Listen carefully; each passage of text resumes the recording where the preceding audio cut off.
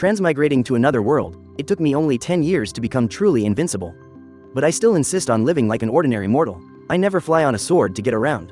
I only use a bow and arrow for hunting. And if someone bullies me, I have to run to my senior sisters for protection. All because when I crossed over to the Zeonlin continent, I was bound to a mortal system.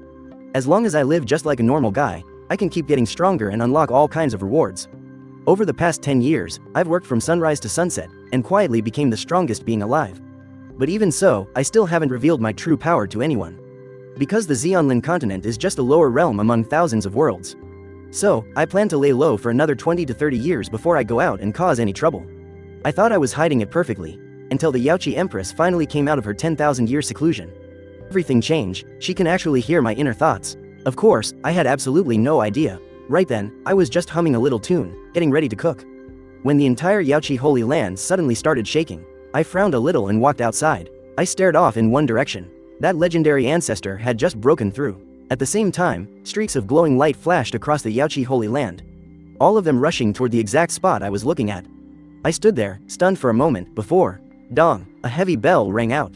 A bell that only rings when something massive happens. The sacred bell of Yaoqi was ringing, and that meant every single disciple had to gather at the main sect hall immediately. Snapping back to reality, I dropped what I was holding and got ready to head over.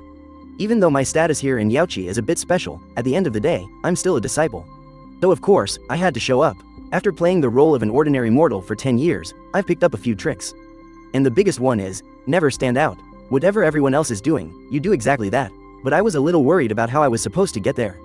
The main hall is miles away from Shenyang Peak. A cultivator flying on a sword could get there in half a minute. But since I couldn't fly, running there on foot would take hours. Just as I was trying to figure out what to do, a sweet breeze drifted up behind me. "Let me take you, senior brother."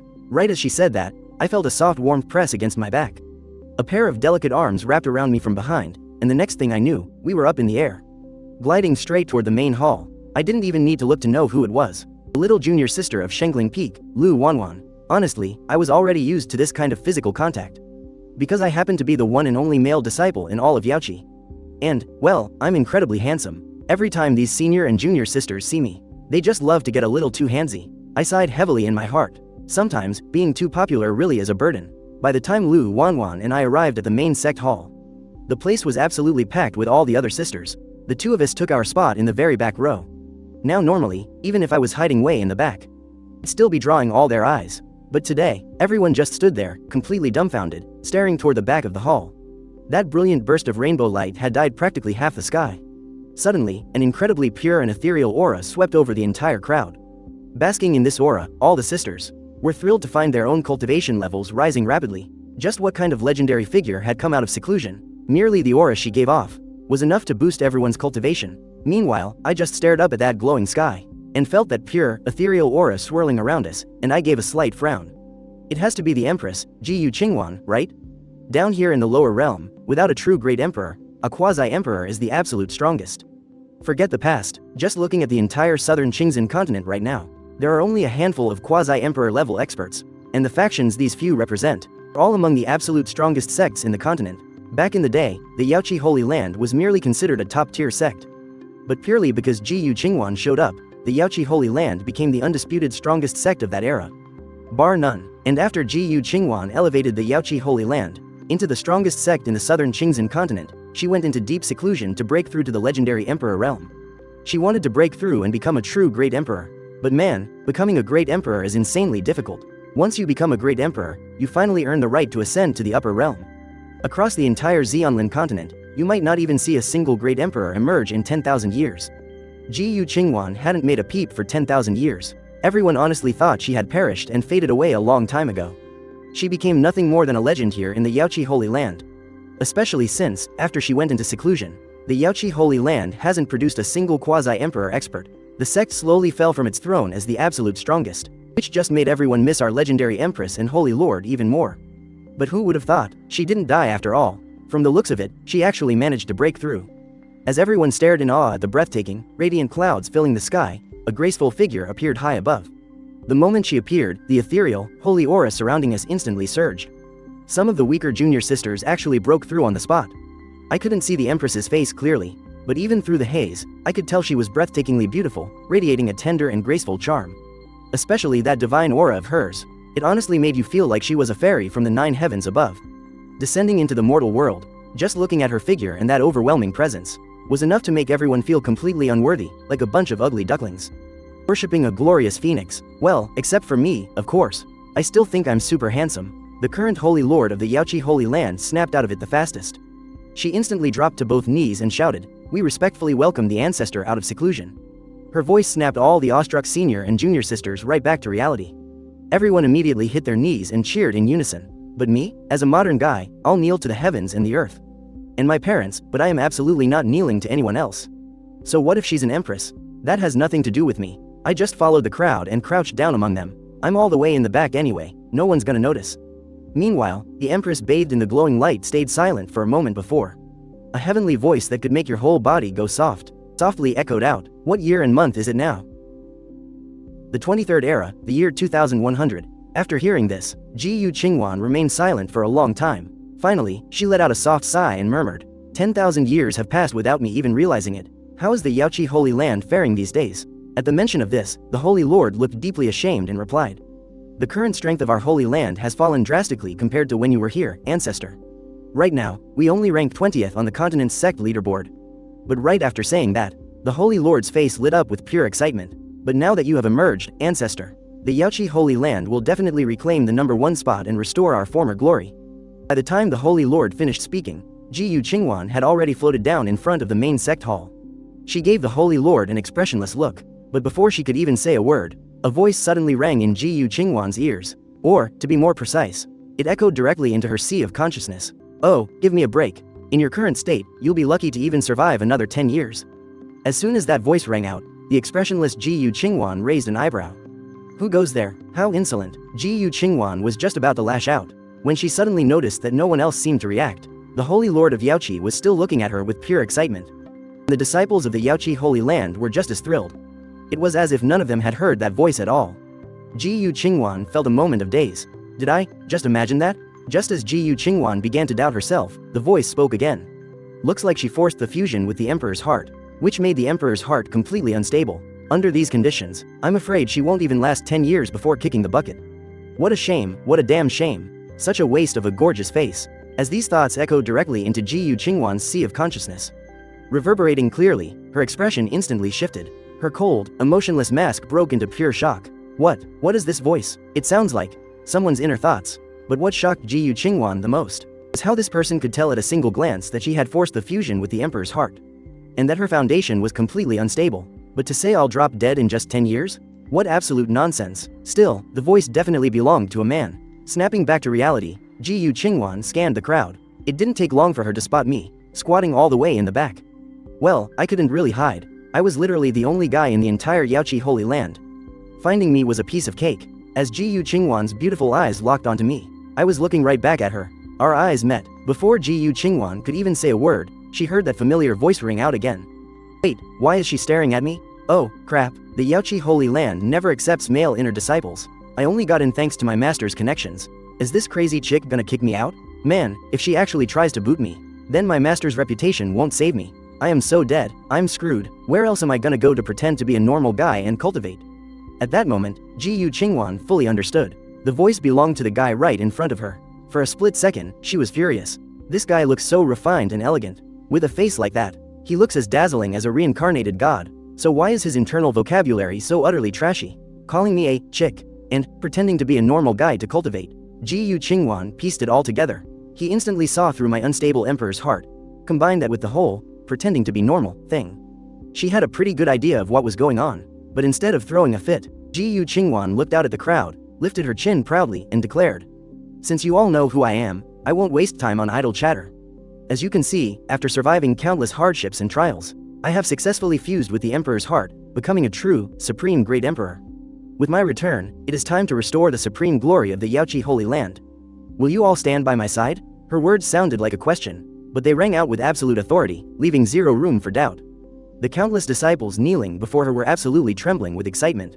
Following a great emperor to conquer the Xianlin continent? Forging an entire era together? Leaving a legendary mark in the long, flowing river of history? Who wouldn't want that? Every single disciple roared in fervent devotion. "We will follow the great emperor forever. We will restore Yaoqi's glory. Ji Yu Qingwan smiled, deeply satisfied with her disciple's roaring passion. Restore Yaoqi's glory? Restore my ass. She's got maybe 8 or 10 years left to live, tops. Died halfway through anyway, so where the hell is she going to reforge? Every single word of my complaining entered Ji Yu Qingwan's mind once again, without missing a single beat. This moment, Ji Yu Qingwan gritted her teeth slightly, her mouth twitching. Right now, she really wanted to rush right over and rip my mouth off. Why is this bastard's mouth so damn toxic? He just won't shut up. But thinking about what had just happened, she eventually held it in. Looking at the countless disciples in front of her, she said, "Everyone, head back to your peaks for now. Over the next few days, I will select a few exceptionally talented disciples to be my personal disciples." Ji Yu Qingwan's words instantly sent a wave of extreme excitement through all the sisters of the Yaoqi Holy Land. Becoming the personal disciple of a great emperor, even if they couldn't replicate her imperial glory in the future, just becoming a quasi-emperor would make them an absolute powerhouse in the southern Qingzhen province. This was a chance to completely rewrite their destinies. For a moment, the thrilled girls just looked at each other in absolute awe. Finally, everyone bowed and thanked her in unison before preparing to leave one by one. Ji Yu Qingwan watched the massive crowd of disciples, still completely expressionless. Except, her gaze kept subtly drifting over, right in my direction. Phew, thank God she didn't ask what was up with me.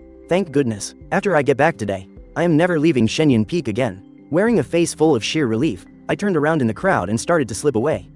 I was feeling so incredibly lucky, but what I didn't know was, the moment I turned around to quickly make my escape, the entirely expressionless Ji Yu Qingwan suddenly curled the corners of her stunningly beautiful lips into a very dangerous little smirk. Soon, just as I was about to step out of the plaza in front of the main sect hall, Ji Yu Qingwan shot a seemingly unintentional glance my way, and then she suddenly raised an eyebrow. Wait a minute, who is that? Why on earth is there a man here in the Yaoqi Holy Land? How utterly inappropriate. My body instantly froze solid. I was paralyzed on the spot, unable to move an inch. As Ji Yu Qingwan's words echoed out, all the Yaoqi sisters who were just about to leave stopped dead in their tracks. They all turned to look at me in unison, their eyes totally filled with worry. They were absolutely terrified that I'd get kicked straight out of the Holy Land. And when they looked back at Ji Yu Qingwan, their gazes unconsciously carried a soft, pleading look, hoping this great ancestor would show me some mercy. Seeing a whole crowd of absolutely gorgeous female cultivators making such faces, it was truly a heartwarming and pitiful sight. Being stared down by so many pleading eyes, Ji Yu Qingwan couldn't help but let her mouth twitch again. She was secretly quite amazed. This kid's popularity here in the Yaoqi Holy Land is actually this insanely good? Almost every single disciple in the entire sect is silently begging for him. He certainly knows how to win people's hearts. Snapping out of her daze, the Yaoqi sect master quickly stood up to explain. Her tone was completely filled with obvious favoritism toward me. He is the personal disciple of Yun Luoli, the head of Shenyang Peak. In fact, he's her one and only disciple. He was brought back to Shenyang Peak 10 years ago, and has lived there ever since. He has always been extremely hardworking and well-behaved. He has never caused even the slightest bit of trouble. Hearing this, Ji Yu Qingwan gave a rather strange look. Looking at the sect master, she frowned and said, "So what? He's just an ordinary mortal. How could he possibly become the personal disciple of a peak head in this holy land? What right does he have? Besides, is being hardworking and well-behaved really the best excuse you can come up with?" The Yaoqi sect master immediately jumped to my defense. Even though he has a mortal body, he is an absolute master of peerless medicine. Even the most baffling illnesses that immortal elixirs can't touch. One treatment from him, and they're fully cured. People say he's no ordinary mortal. The real reason I'm so adored here at the Jade Pool Holy Land is that, aside from my charming good looks, my greatest asset is my godlike medical skills. During my 10 years playing the fool as a mortal, I was lucky enough to score the Shenong Materia Medica and the Yellow Emperor's Inner Canon. I've already mastered the properties of every single magical herb across the immortal continent. I can mix up all sorts of miraculous prescriptions. Whenever anyone in the Jade Pool suffers from a lingering illness, they come straight to me. Over time, from the Holy Lord herself, right down to the newest disciples, they've all come to treat me like an absolute treasure, like their own family. Hearing this, Ji Yu Qingwan raised an eyebrow, finally connecting the dots. No wonder he could spot my unstable emperor's heart at a single glance. But an unstable heart is an issue with my cultivation state. It has absolutely nothing to do with medicine. This kid's true power must be way beyond what he shows. Playing the fool as a mortal. Could it be some bizarre cultivation method? Even as a great emperor, she couldn't read my true depth at all. A spark of curiosity ignited within her. Ji Yu Qingwan pulled herself together, speaking with a totally blank face. For a mere mortal to have such skills, to cure illnesses that even immortal elixirs cannot touch, aren't you just spinning lies? I have been in seclusion for 10,000 years. I still have a few lingering ailments inside my body. So treat me, right now. Honestly, she never planned on kicking me out. Even though she didn't buy that she'd be dead in 10 years, I had hit the nail on the head about her secrets. and completely exposed her unstable emperor's heart. It really made her second guess herself. No matter what, she had to keep me around to interrogate me. But she couldn't just say it out loud. So, she used this diagnosis as an excuse to pry. Hearing that, I blinked, instantly putting on an obedient, sweet face. Nodding my head like crazy. Of course, it is an absolute honor to treat the ancestor. Ji Qingwan watched my innocent act, but before she could even open her mouth, my true thoughts echoed loud and clear right into her mind. Honor, my ass, you just hate my guts and want an excuse to kick me out. What kind of illness could a great emperor possibly have? If you ask me, menopause is just hitting you. Ji Qingwan's mouth twitched hard. Such utterly vulgar words, this kind of street trash talk completely shattered the illusion of my gentle, charming face. If she wasn't so desperate to find out why I was dead set on her dying in 10 years, she really would have killed this foul-mouthed brat right on the spot. Swallowing her rage, she glared at the crowd and ordered coldly, "Leave us." The Jade Pool disciples groaned in disappointment. They wanted to stick around and watch me work, but no one dared defy the ancestor. One by one, they hopped onto their flying swords and took off. Even as they left, they kept looking back over their shoulders, completely reluctant to go. Ji Qingwan saw it all. She knew perfectly well, if she actually kicked me out, the Jade Pool would probably lose half its disciples. Once the crowd had finally cleared out, standing on that massive sect square, it was just me and Ji Qingwan, surrounded by pools of glowing lotus flowers and the gentle sound of flowing water. The scenery was absolutely stunning, but I had zero mood to enjoy it. My brain was racing, trying to figure out how to fake my way out of this. And Ji Qingwan, of course, heard every single thought loud and clear. Keeping her cool, she raised an eyebrow. "Since you are treating me, do I just stand here?" I snapped back to reality, hastily putting on a flattering smile and said, "Old ancestor, please take a seat, I need to check your pulse. Why don't we move inside the hall?" "What is checking a pulse?" She had never heard of this diagnostic method and couldn't help but ask out of curiosity. I grumbled inwardly, "Give me a break, now I have to explain it all over again. Just sit down when I tell you to. Why so many questions? You wouldn't even understand it if I told you." On the surface, I was just about to open my mouth to explain, but Ji Qingwan waved her hand. "Never mind, there's no need to explain, and no need to go inside. Right here is fine." She waved her elegant hand. A flash of golden light swept by, and a massive golden dragon throne materialized out of thin air. Ji Qingwan casually leaned back onto the throne, raising an eyebrow at me. And then what? Looking at her graceful curves, I subconsciously gulped. "I'll just need you to extend your wrist, old ancestor." Although I usually have a big mouth and love to complain, when it comes to medical matters, I'm never distracted or careless. Ji Qingwan complied, extending her jade white arm and resting it on the throne's armrest. I took a silk handkerchief from my spatial pouch, placed it over her wrist, and squatted down. I focused all my attention on reading her pulse.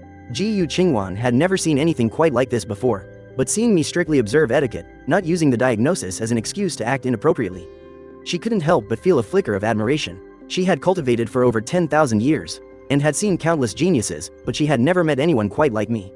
When focused, I naturally exuded an elegant, otherworldly aura. Just as she was sizing me up with an appreciative gaze, my inner voice echoed in her mind once again. "Oh, crap, I was wrong before. It's not 10 years at all. Observation, auscultation, inquiry, and palpation, all four are absolutely crucial. Making a hasty judgment from a distance earlier, was way too sloppy." Hearing this, a faint smile unconsciously tugged at the corners of Ji Qingwan's lips. The heavy stone in her heart finally dropped. She figured her body wasn't in any serious danger after all. An unstable emperor heart just needed a few centuries of quiet rest, and she would fully recover. But the very next second, my inner voice made her nerves snap completely taut again. "Judging by this pulse, 3 years at most. She's going to completely perish. She definitely won't last 10 years. If I really have to be precise, it's exactly 3 years, 2 months, and 10 days. Wait, today is almost over. So it's actually 3 years, 2 months, and 9 days. How pathetic. She just came out from 10,000 years of seclusion. And in just 3 short years, it's all going to end for her." Ji Qingwan felt this was utterly absurd. She thought I was just spouting absolute nonsense. She was the most powerful great emperor of the lower realm. Even with an unstable emperor heart, her cultivation base was still right there. Even if my strength wasn't bad, I was definitely not in the emperor realm. Hell, I couldn't even be considered a quasi-emperor. Who was I to diagnose her and declare her fate? Just by resting a few fingers on her wrist for a split second? It was beyond ridiculous. She was just about to pull her wrist back, but then she saw my brows furrow slightly. My expression was intensely focused, not looking like a fraud at all. This actually made her freeze in place. Ji Qingwan's state of mind had always been indestructible. Backed by the Jade Pool clear heart technique, she had never been swayed by anyone else's aura. Yet at this moment, she found herself inexplicably drawn in by my focus. She decided to just swallow her impatience and wait. She wanted to see what I could actually find out. I completely focused on taking her pulse, clearing my mind of all distractions. I have always been straightforward and open, helping whenever I can, never holding back my true skills. Since I agreed to treat her, I would absolutely give it my all. If there was truly nothing I could do, then we'd figure something else out. Ji Yu Qingwan watched me quietly, while a string of my profound and complex inner thoughts echoed in her ears. They were all deductions about acupoint examination, sounding incredibly profound. That was, until a single thought crossed my mind. Found it. Ji Yu Qingwan inexplicably grew tense as well, vaguely feeling that I might have actually found the root of her problem. I released her wrist and stood up, looking at Ancestor Ji Yu Qingwan with utter seriousness. Please, stand up. Seeing my solemn expression and realizing I wasn't joking, Ji Yu Qingwan didn't ask any questions and simply rose from her dragon throne. I thought to myself, she must have sensed something wrong with her body, too. Otherwise, she wouldn't be this cooperative. Ancestor, please copy my movements. Raise your right fist high, and adjust your posture like this.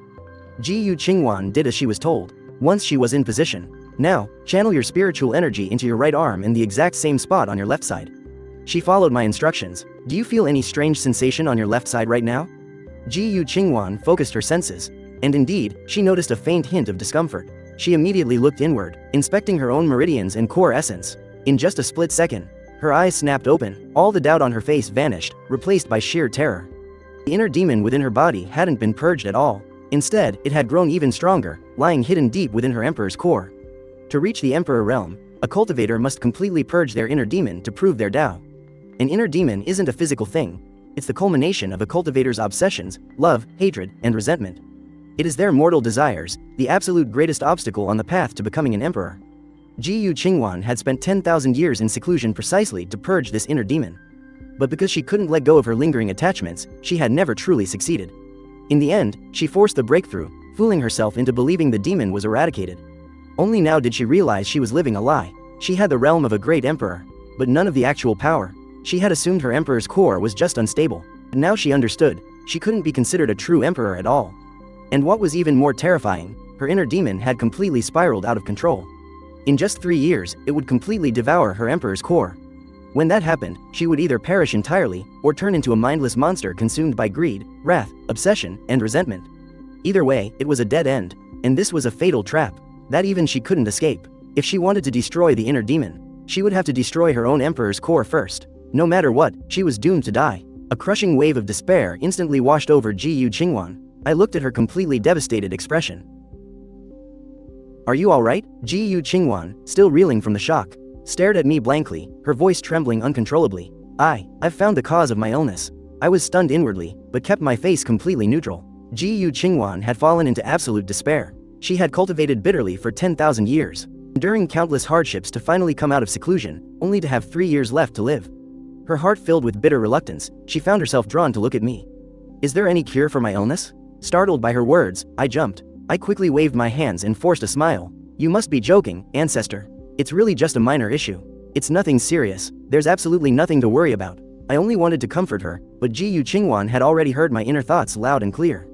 She knew my mentality of, help if I can, and just give up if I can't, so she assumed I was completely out of options too.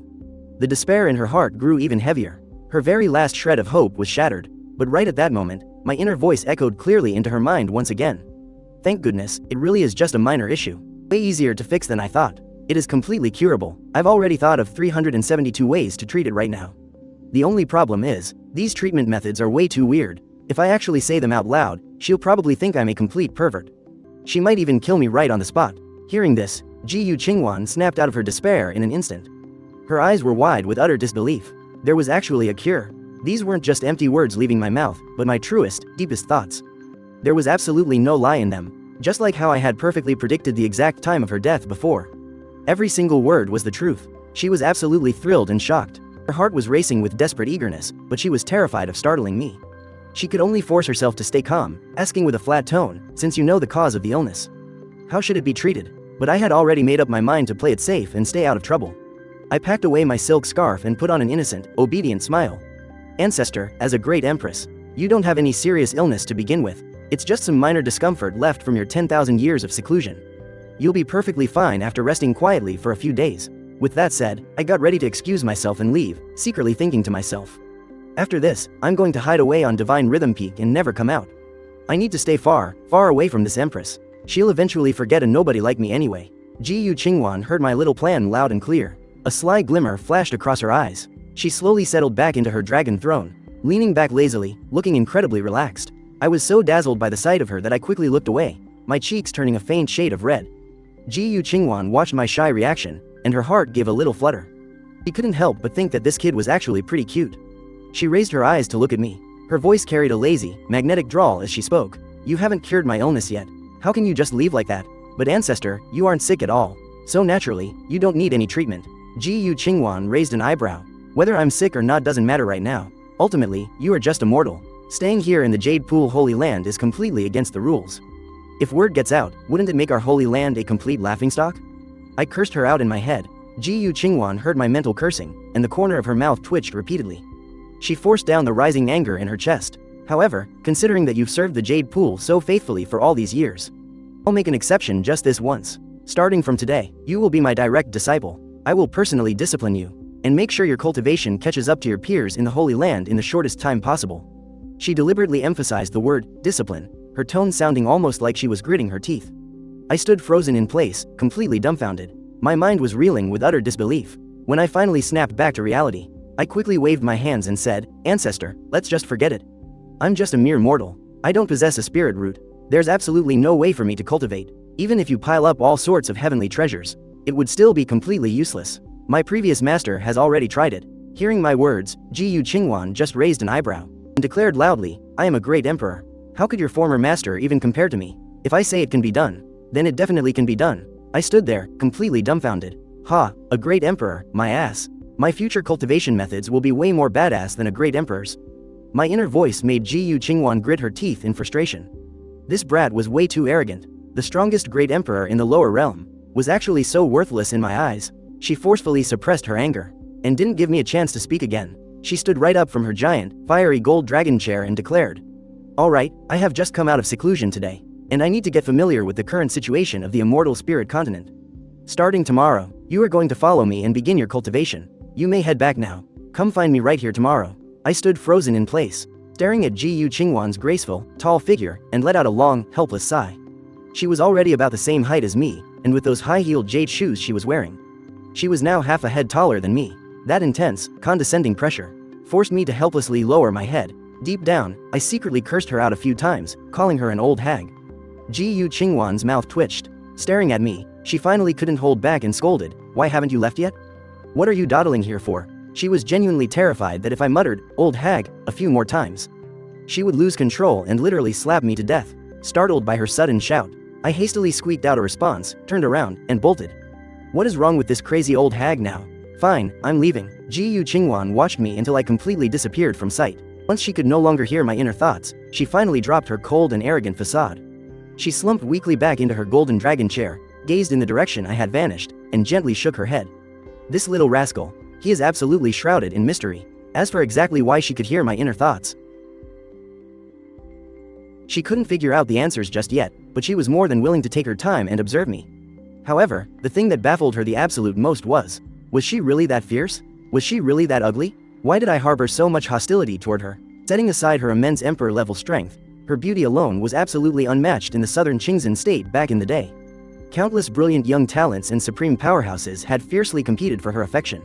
And now, after 10,000 years of seclusion to break through to the emperor realm, her aura had become even more ethereal and otherworldly. Yet here I was, calling her an old hag with every single breath. It made her seriously doubt whether she had actually turned into a hideous monster. Even though she had never really cared about her appearance, she was still utterly infuriated by my words. But, hindered by her prestigious status, she completely refused to lower her head and seek my approval. With her prideful personality, she would rather die than swallow her pride. Meanwhile, back at the Divine Charm Peak, I was picking vegetables to prepare dinner, while seriously wondering if I should just pack up my bags and run for it. Forcing me to cultivate was simply completely unrealistic. I didn't possess a spirit root at all. I couldn't absorb any of the heaven and earth's spiritual energy. If I wanted to get stronger, my only hope was the system. But I really didn't want to just leave like this. After all, I hadn't even said my goodbyes to my gorgeous master yet. I had long since considered her my own family. Back then, she was the one who brought me all the way back to the Jade Pool Holy Land. No matter what, I absolutely can't just leave without saying goodbye. But, the problem is, Master has always done whatever she pleases, and her whereabouts are completely unpredictable. In the 10 years I've been at the Yaoqi Holy Land, the longest she's been gone was a whole year before coming back. But with how things are right now, I'm afraid I won't even last a month here. I couldn't help but feel a heavy wave of anxiety. Early the next morning, I woke up bright and early. Today, I needed to head to the sect's main hall to find Ji Yu Qingwan. After freshening up, I got ready to make breakfast. Pushing open the door, I stretched my arms wide toward the morning sun. Suddenly, a crisp system chime rang in my head. Yesterday's mortal value. 1,050. I froze on the spot. Over 1,000 mortal points? Usually, I'd only get 100 or 2 on a good day. Why the sudden massive spike? But before I could wrap my head around it, the system chime rang out again. Host has exceeded 1,000 mortal points in a single day for the first time. Reward, the 8 trigrams furnace. It has been deposited into the host's cosmos bag. The 8 trigrams furnace? I stood there, totally dumbfounded. Wait, could it be the exact same one used by Taisheng Laojun? I wondered, as I opened the cosmos bag at my waist. This bag was a reward from the system. It could hold way more stuff than the spatial rings in this world. The only downside was that I couldn't just summon items with my mind. I actually had to reach in and grab them manually. After rummaging around for a bit, I finally pulled out a massive alchemy furnace, about 3 or 4 meters tall. It was completely pitch black, giving off an ancient and majestic vibe, completely covered in intricate flame inscriptions. The moment it appeared, it released this incredibly vast and heavy aura. It sent a jolt right through me. Even though I'd never seen the real 8 trigrams furnace before, I knew the versions on TV were nothing like the original. But the sheer presence of this furnace right in front of me told me it was absolutely no ordinary artifact. Was it seriously the actual one used by Taisheng Laojun? Ah, whatever, I couldn't be bothered to overthink it. Who cares where it came from? As long as it's powerful, that's fine by me. Looking up at the massive furnace, I suddenly got the urge to try my hand at alchemy. The system had given me the Heart of Alchemy manual a long time ago. I'd already mastered every single alchemy technique in that book years ago. I just never actually had the chance to put them into practice. See, I don't have any spiritual power, so I can't summon flames to refine pills. Normal fire can only brew basic pills for headaches and fevers. It absolutely cannot refine heavenly treasures. Take the frost moon grass, for example. Even if I chopped down and burned every single tree in the Yaoqi Holy Land, I still wouldn't be able to melt it down. Anyway, I grabbed a ladder and climbed up to the furnace's viewing port to peek inside. It was pitch black in there. I could only make out some flame carvings on the walls. I remembered that Taisheng Laojun's furnace contained the 6 ding divine fire. If I had that kind of divine flame, I could refine any pill I wanted, no problem. But the furnace was completely empty, which was a bit of a letdown. But just as I was feeling disappointed, the 8 trigrams furnace seemed to read my mind. The carvings on the inner walls suddenly sprang to life. With a massive whoosh, the entire colossal furnace was instantly engulfed in blazing flames. I was absolutely ecstatic. System's items really are bound to me. It actually understood what I wanted. I tested it out by focusing my thoughts, and the flames inside the furnace vanished in an instant. Feeling pretty smug, I climbed down the ladder, deciding I'd definitely try my hand at alchemy when I got back tonight. While cooking breakfast, I was still puzzling over how I managed to get so many mortal points yesterday. In my 10 whole years at the Yaoqi Holy Land, I had never scored that many points in one go. The most I ever got was maybe 400 or 500 a day right after I first crossed over into this world. Thinking back carefully, the only different thing that happened yesterday was meeting Ji Yu Qingwan. Could it have something to do with her? Then it hit me. Mortals are supposed to have all sorts of feelings and desires. Going through ups and downs is normal. Before this, my life in the Yaoqi Holy Land was just way too comfortable. With my master and martial sisters taking care of me, I didn't have a single worry in the world. My mindset wasn't like a mortal's at all, but yesterday, I had to constantly suck up to Ji Yu Qingwan, worrying she'd kick me out, and terrified she'd force me to cultivate. That kind of anxiety, constantly worrying about what might happen, that is a true mortal's mindset. Figuring this out, a pretty weird look crossed my face. If that's the case, not only can I not run away, I actually need to stick as close to Ji Yu Qingwan as possible. After all, spending less than an hour with her got me more mortal points than the last 10 days combined. That is an absolute steal. Meanwhile, hovering high above Shenyang Peak, Ji Yu Qingwan was staring down with a totally confused look on her face. She vaguely heard me muttering something about a 1 to 10 steal, but didn't catch the actual context. The moment she arrived, her attention was caught by that massive 8 trigrams furnace. That heavy, ancient aura it gave off was enough to shock even her, the strongest quasi-emperor in the southern Qingzhen province from 10,000 years ago. She paused in midair for just a second, then gracefully floated down into the courtyard. Watching me cook with my head down, completely oblivious to her presence, she cleared her throat. Cooking, I see? I jumped at the sound. Looking up, I saw Ji Yu Qingwan standing right there. Today, she was dressed in a simple green and white robe. She didn't have that seductive vibe from yesterday, but she was still absolutely stunning. Her eyes were as clear as autumn water, and she had this otherworldly aura, bathed in the morning sunlight. She looked exactly like a fairy stepping out of a painting. I couldn't help but gulp. Man, this old woman is seriously drop-dead gorgeous. Hearing my inner thoughts, Ji Yu Qingwan didn't know whether to be mad or amused. She was mad that I kept calling her, old woman, in my head. But amused that I'd actually given her a compliment for once. Snapping out of my daze, I asked, Ancestor, do you always start cultivating this early? The sun just came up. Why is she showing up at my door already? Ji Yu Qingwan calmly scanned the little courtyard, walked over to the rattan chair, and sat down. No, I just finished dealing with some matters. I was passing by, so I thought I'd come check on you. Go ahead and finish what you're doing. Take your time. After coming out of seclusion yesterday, she had already caught up on the current state of the southern Qingzhen province with the Holy Lord of Yaoqi. With her current cultivation at the Emperor realm, she didn't need to do normal training anyway. Plus, the issue with her demonic heart made it impossible to meditate. So she decided to just come find me instead. I gave a dumbfounded nod, and casually asked, So, Ancestor, I'm making breakfast right now. Do you want a bite? Ji Yu Qingwan was already in the Emperor realm. She hadn't needed mortal food for ages. Besides, mortal food was full of impurities that would require spiritual energy to burn off. Just wasn't worth the hassle. Eating this stuff doesn't do your cultivation any good, you know. The reason you're still a mere mortal after 10 years in the Yaoqi Holy Land is because you can't control your appetite. She knew I was just playing the fool to hide my real strength, but she never expected me to be this dedicated to acting like a mortal. Actually eating mortal food every single day. I rolled my eyes internally, but put on a totally obedient face and said, right. I'll definitely eat less from now on. I'm a mortal, for crying out loud. If mortals don't eat, they starve to death. Are you crazy? Do you think everyone is a great emperor like you? Hearing my internal rant, Ji Yu Qingwan kept her face perfectly calm, but in her mind, she was cursing me out 1,000 times over. She just sulked and stopped looking at me. I didn't dare to drag my feet. I quickly boiled a bowl of plain congee, and heated up some of last night's leftovers. And that was breakfast sorted. Ji Yu Qingwan didn't want to eat at first, but after sitting for a while, she couldn't sit still, totally lured in by the smell of the food. The aroma was incredibly rich. What shocked her even more was this wave of spiritual energy that refreshed the soul, instantly driving away the exhaustion caused by her inner demons and my inward complaining. It was as good as a miracle elixir. She was super curious, but because of her status, she refused to look over on her own. She was even less willing to use her divine sense to check, terrified I would notice. And she'd lose her dignity as a great emperor. I had already noticed her little movements, stealing glances at my pot every now and then. Once the congee was done, I grabbed 2 pairs of chopsticks and 2 bowls of congee, looking at Ji Yu Qingwan who was deliberately looking away, and said, Ancestor, I've finished cooking. How about you try a little, just to test your disciple's skills? Ji Yu Qingwan froze for a second. You are so annoying. I told you I'm not eating. And you're still bothering me. Whatever, I suppose I shouldn't reject your kind offer. I'll just have a little taste. Saying that, she got up and walked to the dining table. I smiled and replied, It's great that the ancestor is doing me this honor. Who are you kidding? You clearly want to eat it.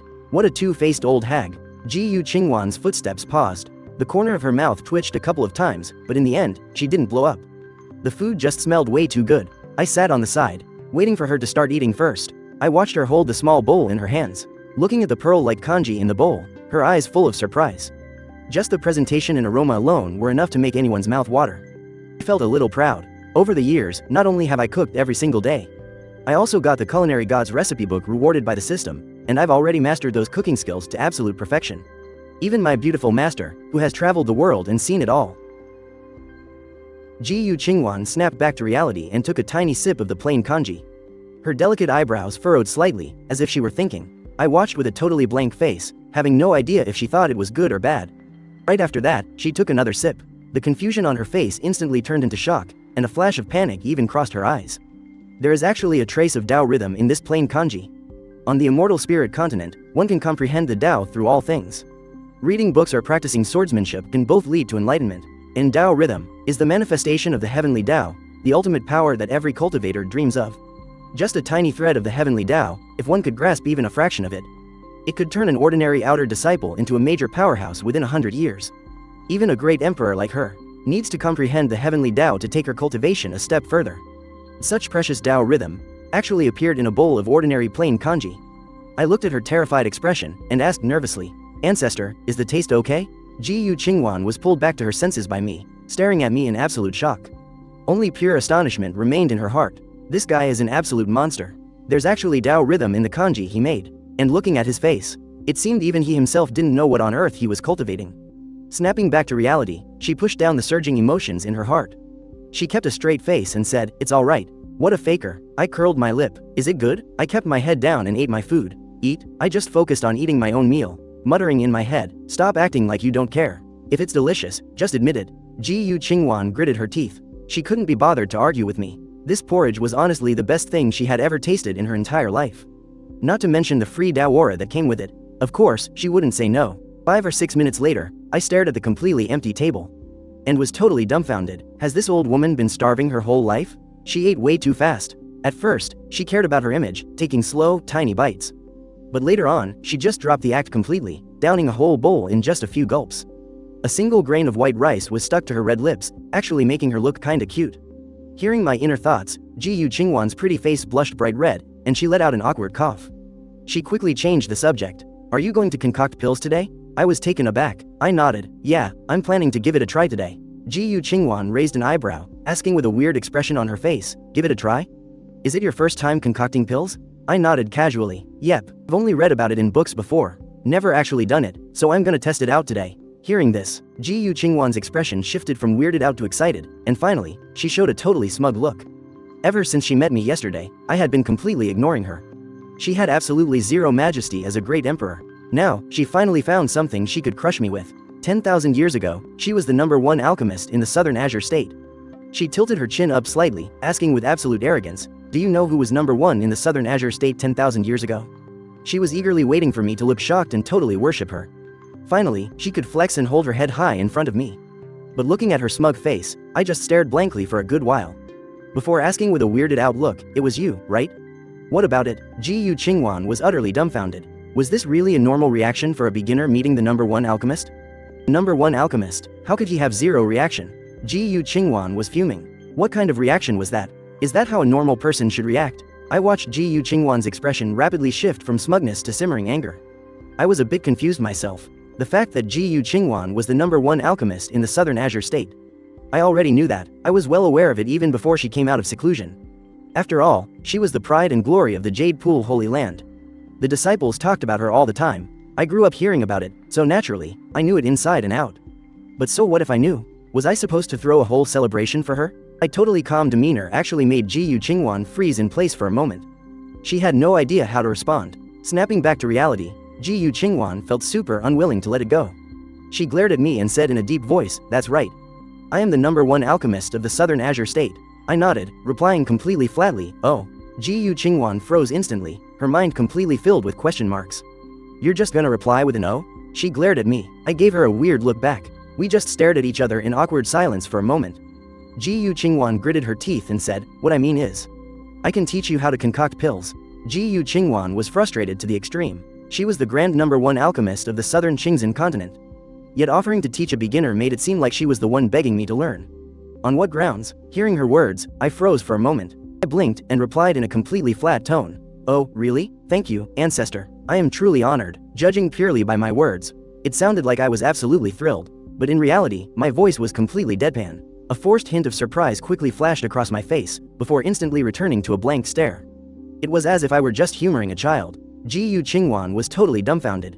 This was not the reaction she expected at all. She honestly thought I would be ecstatic, or even begging her to pass down her skills. How could I have such a careless attitude? After a moment of shock, Ji Yu Qingwan gritted her teeth. She thought to herself, if I don't show him my real skills, he'll never realize the true weight of the #1 alchemist. The next second, with a wave of her delicate hand, a silver alchemy furnace appeared out of nowhere in my courtyard. The furnace was absolutely gorgeous. It gleamed with a lustrous silver light under the morning sun, looking incredibly dazzling. Ji Yu Qingwan lifted her chin, looked at me, and said seriously, "You're just starting out in alchemy. Even if you've read a bunch of ancient texts, you should know that in all things, just reading about it and actually doing it are worlds apart. You must never get arrogant just because you've read a few books." Ji Yu Qingwan was absolutely certain that the only reason I was so calm was because I had read the rare alchemy texts stored in the Jade Pool Holy Land, and thought I had already mastered it. Because of her, the Jade Pool Holy Land housed countless rare ancient alchemy texts that ordinary disciples could never even dream of seeing. But given my special status there, naturally, no one would stop me from reading them. What she knew best was that most of those texts were actually written by her. She felt she needed to properly correct my arrogant attitude. I caught the lecturing tone in her voice, and realized my last response had been way too dismissive. I quickly apologized. "This junior admits his mistake. I'll be sure to humbly seek your guidance from now on." Seeing my shift in attitude, a faint smile appeared on Ji Yu Qingwan's stunning face. She thought to herself, this kid is teachable. Deep down, she actually admired me quite a bit. To see through her inner demons and unstable sovereign core at such a young age. And to cook meals infused with a faint trace of Tao energy. I was truly a peerless genius. Still, geniuses needed to keep a proper attitude. As an elder, it was only right for her to guide me. A holy white light began to glow in Ji Qingwan's palm. She said warmly, "I'll show you a demonstration first. Watch very closely." I quickly nodded along. "Got it, ancestor. Thanks for taking the time. I really appreciate it." Hearing my flattery, Ji Qingwan's smile grew even brighter.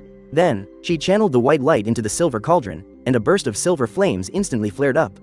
A pure, holy aura washed over me, just as Ji Qingwan was getting ready to toss in the herbs. To explain her process while refining, right at that exact moment, my mind completely drifted off. Dragonscale duckweed can purge toxins, while purple radiance vine nourishes and heals. Mixing the two together probably isn't a good idea. Their elemental properties clash. The purple radiance vine has to stay, so the dragonscale duckweed needs to be swapped out. But what's a good substitute? A pure young cloud lotus. Yes, a pure young cloud lotus would be the perfect replacement. Ji Qingwan froze for a moment, then turned to look at me. With a bewildered look, she asked, "Are you even paying attention to my pill refining?"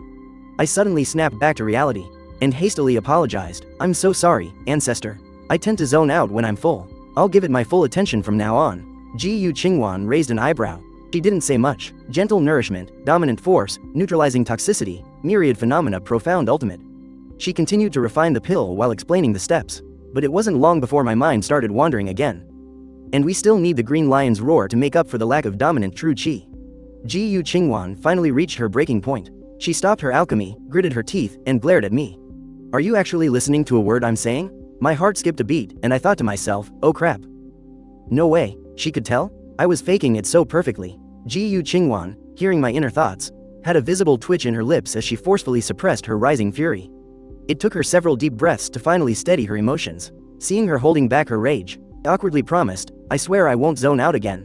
I'll watch very carefully." Ji Qingwan just looked at me, ultimately choosing not to lash out. Instead, she spoke with earnest sincerity. "I am the ancestor of Jade Pool, your elder. I would never do anything to harm you. Alchemy is nowhere near as simple as you think. Even the slightest deviation in heat or a tiny mistake in the herb ratio can ruin the pill entirely. With an alchemist like me guiding you, you can avoid making countless mistakes. Why insist on stumbling around in the dark and wasting your time?" Her words were deeply sincere, and a wave of guilt washed over me. A great emperor, the former #1 alchemist of the southern Qingzhen continent, lowering herself just to guide me, and here I was, constantly zoning out. It was incredibly disrespectful. It wasn't that I was being arrogant. I just had secrets I couldn't share. I looked at her solemnly. "Please don't worry, ancestor. I will dedicate my complete focus to this. I absolutely won't get distracted again." Satisfied at last, Ji Qingwan went back to demonstrating her alchemy. With one hand controlling the flames and the other guiding the herbs. The ingredients flew perfectly into the cauldron. Her technique was utterly breathtaking. This time, she didn't hear any distracting thoughts from me. She felt a wave of relief. In just a matter of moments, 3 glowing silver pills flew out of the cauldron and landed gently in her palm. Ji Qingwan looked at me with a hint of pride, clearly expecting to hear my amazement. I accepted the pills with both hands and gave my heartfelt praise. "Ancestor, your alchemy skills are truly unmatched in this world. I was completely out of line before." Seeing me so genuinely in awe, and with no stray thoughts lingering in my mind, Ji Qingwan finally broke into a radiant smile. Just as she was about to speak, a graceful figure landed in the courtyard. The Holy Lord of Jade Pool bowed deeply. "Ancestor, Ji Yang, the pavilion master of the Myriad Pills Pavilion, heard that you have come out of seclusion. He has come specifically to visit and offer his congratulations." The smile on Ji Qingwan's face vanished in an instant. "That old fossil is actually still alive?" she said coldly. With that, she rose into the air. Right before leaving, she glanced down at me, her eyes shining softly. "Memorize the steps I just showed you and study them well. I'll be testing you when I get back. This silver cauldron is the absolute best alchemy furnace in the southern Qingzhen continent. Feel free to use it." I nodded repeatedly in agreement. Watching all of this unfold, the Holy Lord of Jade Pool was secretly stunned. The ancestor really spoils me. In the past, no one else was even allowed to touch this silver cauldron. Yet now, she just lets me use it however I please. The two of them then hurried toward the sect's main hall. But before Ji Qingwan had flown far, gentle nourishment, toxicity, the myriad manifestations profound ultimate, she once again heard my inner thoughts. Domineering true qi, dragon scale duckweed. After replacing the dragon scale duckweed with pure young cloud lotus, that domineering true qi, damn it, it needs the green lion roar to harmonize the true qi. And then supplemented with, her figure suddenly froze high in the sky. Gritting her teeth, she looked back toward Divine Rime Peak, only to see that I had completely dropped my respectful act from a moment ago. Yawning, I strolled over to my own 8 trigrams furnace. I hadn't even touched her silver cauldron. Ji Qingwan instantly realized it. My well-behaved act earlier was entirely faked. She cursed under her breath in anger. She wanted to turn right back around and teach me a lesson. But with Ji Yong right in front of her, she could only bite down her fury. She fumed inwardly, "You little brat. Just wait until you hit a wall trying to refine those pills. Unless you beg me 100 times, I absolutely won't teach you." After Ji Qingwan left, I could finally focus on figuring out this alchemy business in peace. It's not that I was being arrogant and rude, nor was I looking down on Ji Qingwan's abilities. She is the #1 alchemist in the southern Qingzhen continent. No one can match her level of mastery. I was fully aware of that, even though I had already learned the pill heart technique taught by the system. And fully mastered it, I still understood the value of learning from everyone's strengths. I've always maintained a humble attitude to seek guidance, but the problem was, I simply couldn't imitate her way of refining pills. That elegant, agile technique she used to control the herbs through the air. Just couldn't learn it. I didn't have the ability to move objects with my mind. No matter how exquisite her skills were, they were completely useless to me. I have my own exclusive alchemy techniques recorded in the pill heart. It's not that I didn't want to learn from her, but that I physically couldn't. I was just humoring Ji Qingwan earlier, because I simply didn't want to embarrass her, and the reason I kept pondering over the prescription wasn't because I was messing around. I actually wanted to refine a healing pill for Ji Qingwan to cure her chronic illness. This thought suddenly popped into my head the moment I saw the 8 trigrams furnace. I've always had a soft spot for her, honestly. Not only is she peerlessly beautiful, but she also cares deeply for the common people. All the mortal cities around the Jade Pool have received her grace. And today, seeing how patiently she guided me, truly moved me. Since I have the ability to give it a try, naturally, I want to help ease her burdens. I took out all sorts of rare medicinal herbs from my spatial bag, getting ready to fire up the 8 trigrams furnace. Meanwhile, inside the Jade Pool Holy Hall, Ji Qingwan looked down expressionlessly at the white-haired old man below. This person was none other than the current #1 alchemist of the southern Qingzhen continent, Ji Yong. Ji Yong gazed up at Ji Qingwan on her high seat and sighed. 10,000 years have passed. Yet the Empress's elegance remains just as it was. Meanwhile, I have gone from a young boy to a frail old man. Ji Qingwan's expression was cold. Just get straight to the point. I still have important matters to attend to. Her mind was completely filled with me. She just wanted to get back to Divine Rhyme Peak as quickly as possible, so she could watch me fail at alchemy and come begging for her help. Ji Yong noticed her absent-mindedness, and said with a sour tone, "When I arrived, I saw you guiding a disciple. I suppose this disciple's talent far surpasses mine? Back then, you rejected me for being too dull. This new top student of yours must be absolutely brilliant." Years ago, Ji Yong had begged to become Ji Qingwan's disciple, but she had rejected him, citing his lack of talent. This incident was widely known across the southern Qingzhen continent. Now that he had become the continent's #1 alchemist, his words were full of blatant provocation. Hearing this, everyone in the hall showed looks of eager gossip. Yet Ji Qingwan just looked completely bewildered. Did I actually say that back then? Ji Yong, however, instantly lost it. Leaning heavily on his cane, he stood up and roared, "Of course, I will never forget the humiliation you put me through back then." Ji Qingwan raised an eyebrow, a look of sudden realization dawning on her. "So, the myriad pill pavilion opposing Yaoqi all those years ago was all you're doing behind the scenes? I had completely forgotten about that." She wasn't putting on an act. To her, that incident back then was nothing but a trivial matter. Long forgotten. Ji Yong trembled from head to toe. The bitter grudge he had obsessed over for 10,000 years meant absolutely nothing in Ji Qingwan's eyes. Ji Qingwan stood up. "If there is nothing else, you are dismissed. I need to get back to teaching my disciple." She couldn't care less about their past feud. Her mind entirely focused on rushing back to Shenyang Peak.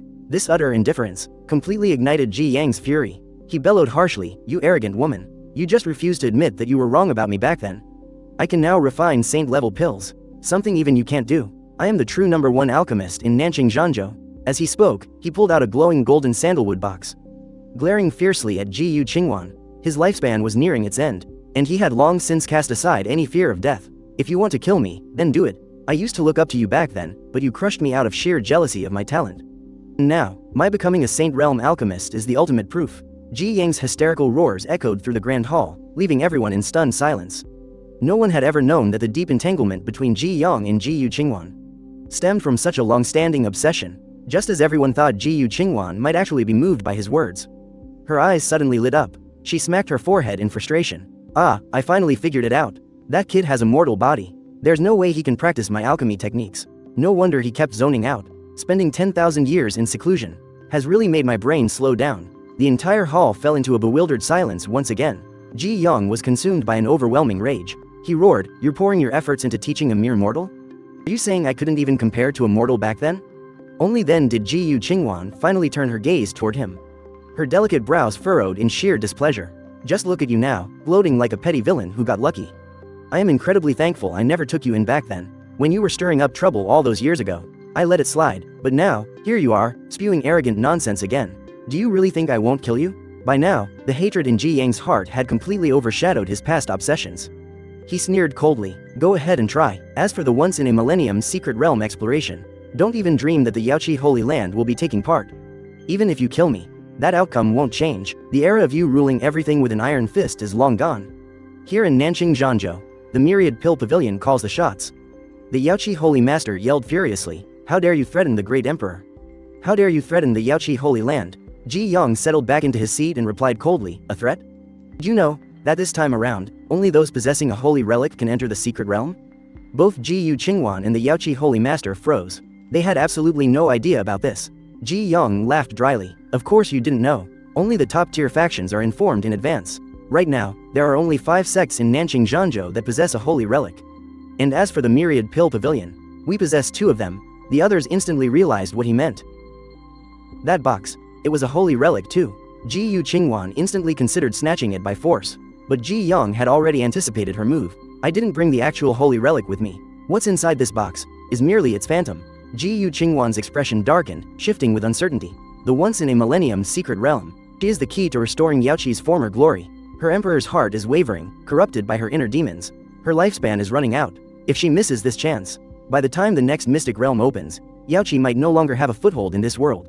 And whether I can actually cure her remains to be seen. Yaoqi absolutely must enter the mystic realm, but the 10,000 Pill Pavilion controls the sacred artifact. She can't possibly make an enemy of the entire southern Qingzhen continent. Not to mention, there might be more than one great emperor there right now.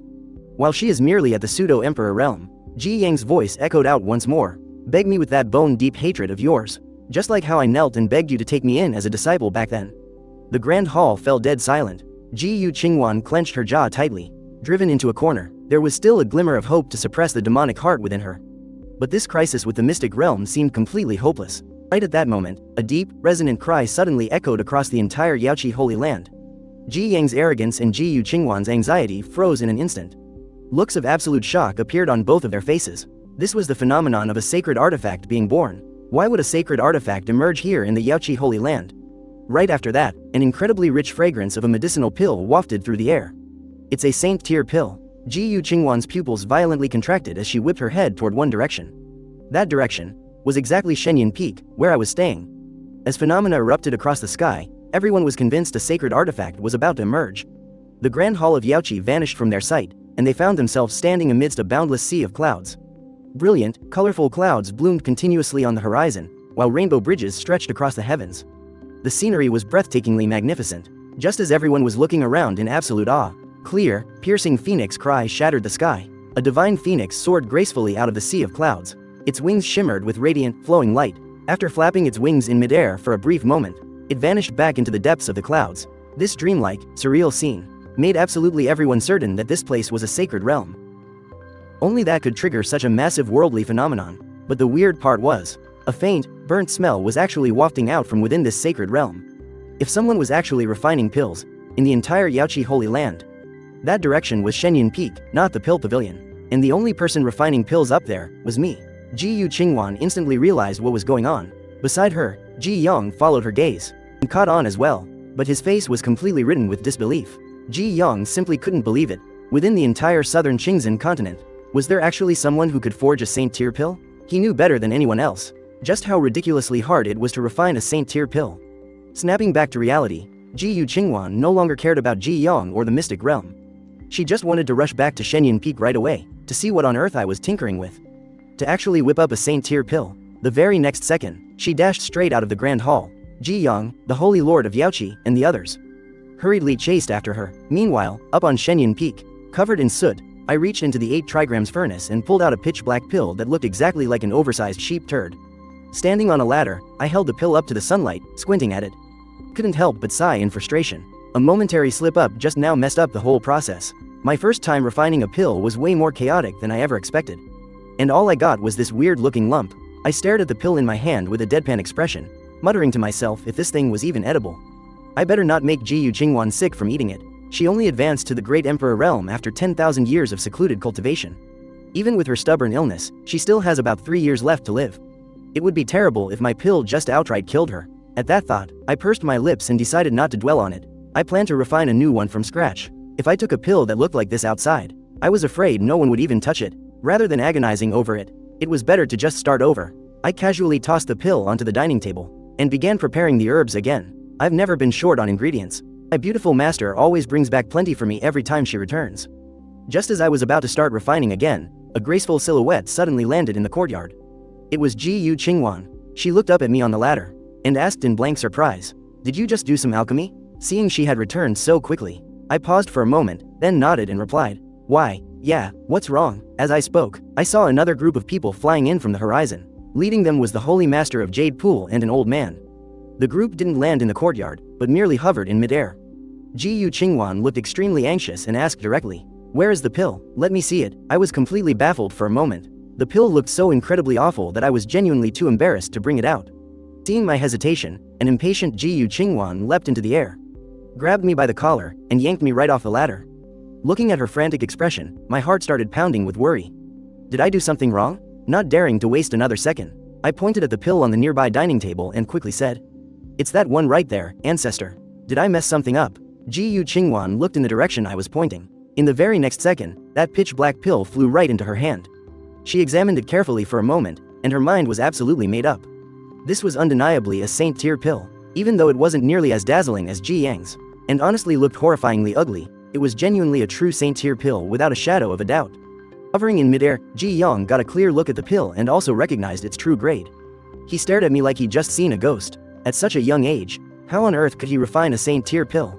Ji Yu Qingwan couldn't hold her stoic expression any longer. A genuine, beaming smile broke across her face. I just stood there watching, completely lost. I just thought she was acting super weird. Suddenly, Ji Yu Qingwan reached out and pinched my ear. "You sneaky little brat," she scolded playfully. "And you tried to tell me you've never touched alchemy before? Spill the truth, right now." I winced from the sharp pinch and quickly cried out in pain. "Ouch, I really haven't. Please, let go first. That really hurts." Ji Yu Qingwan slightly loosened her grip, but kept her hold on my ear. "So you admit you were lying to me?"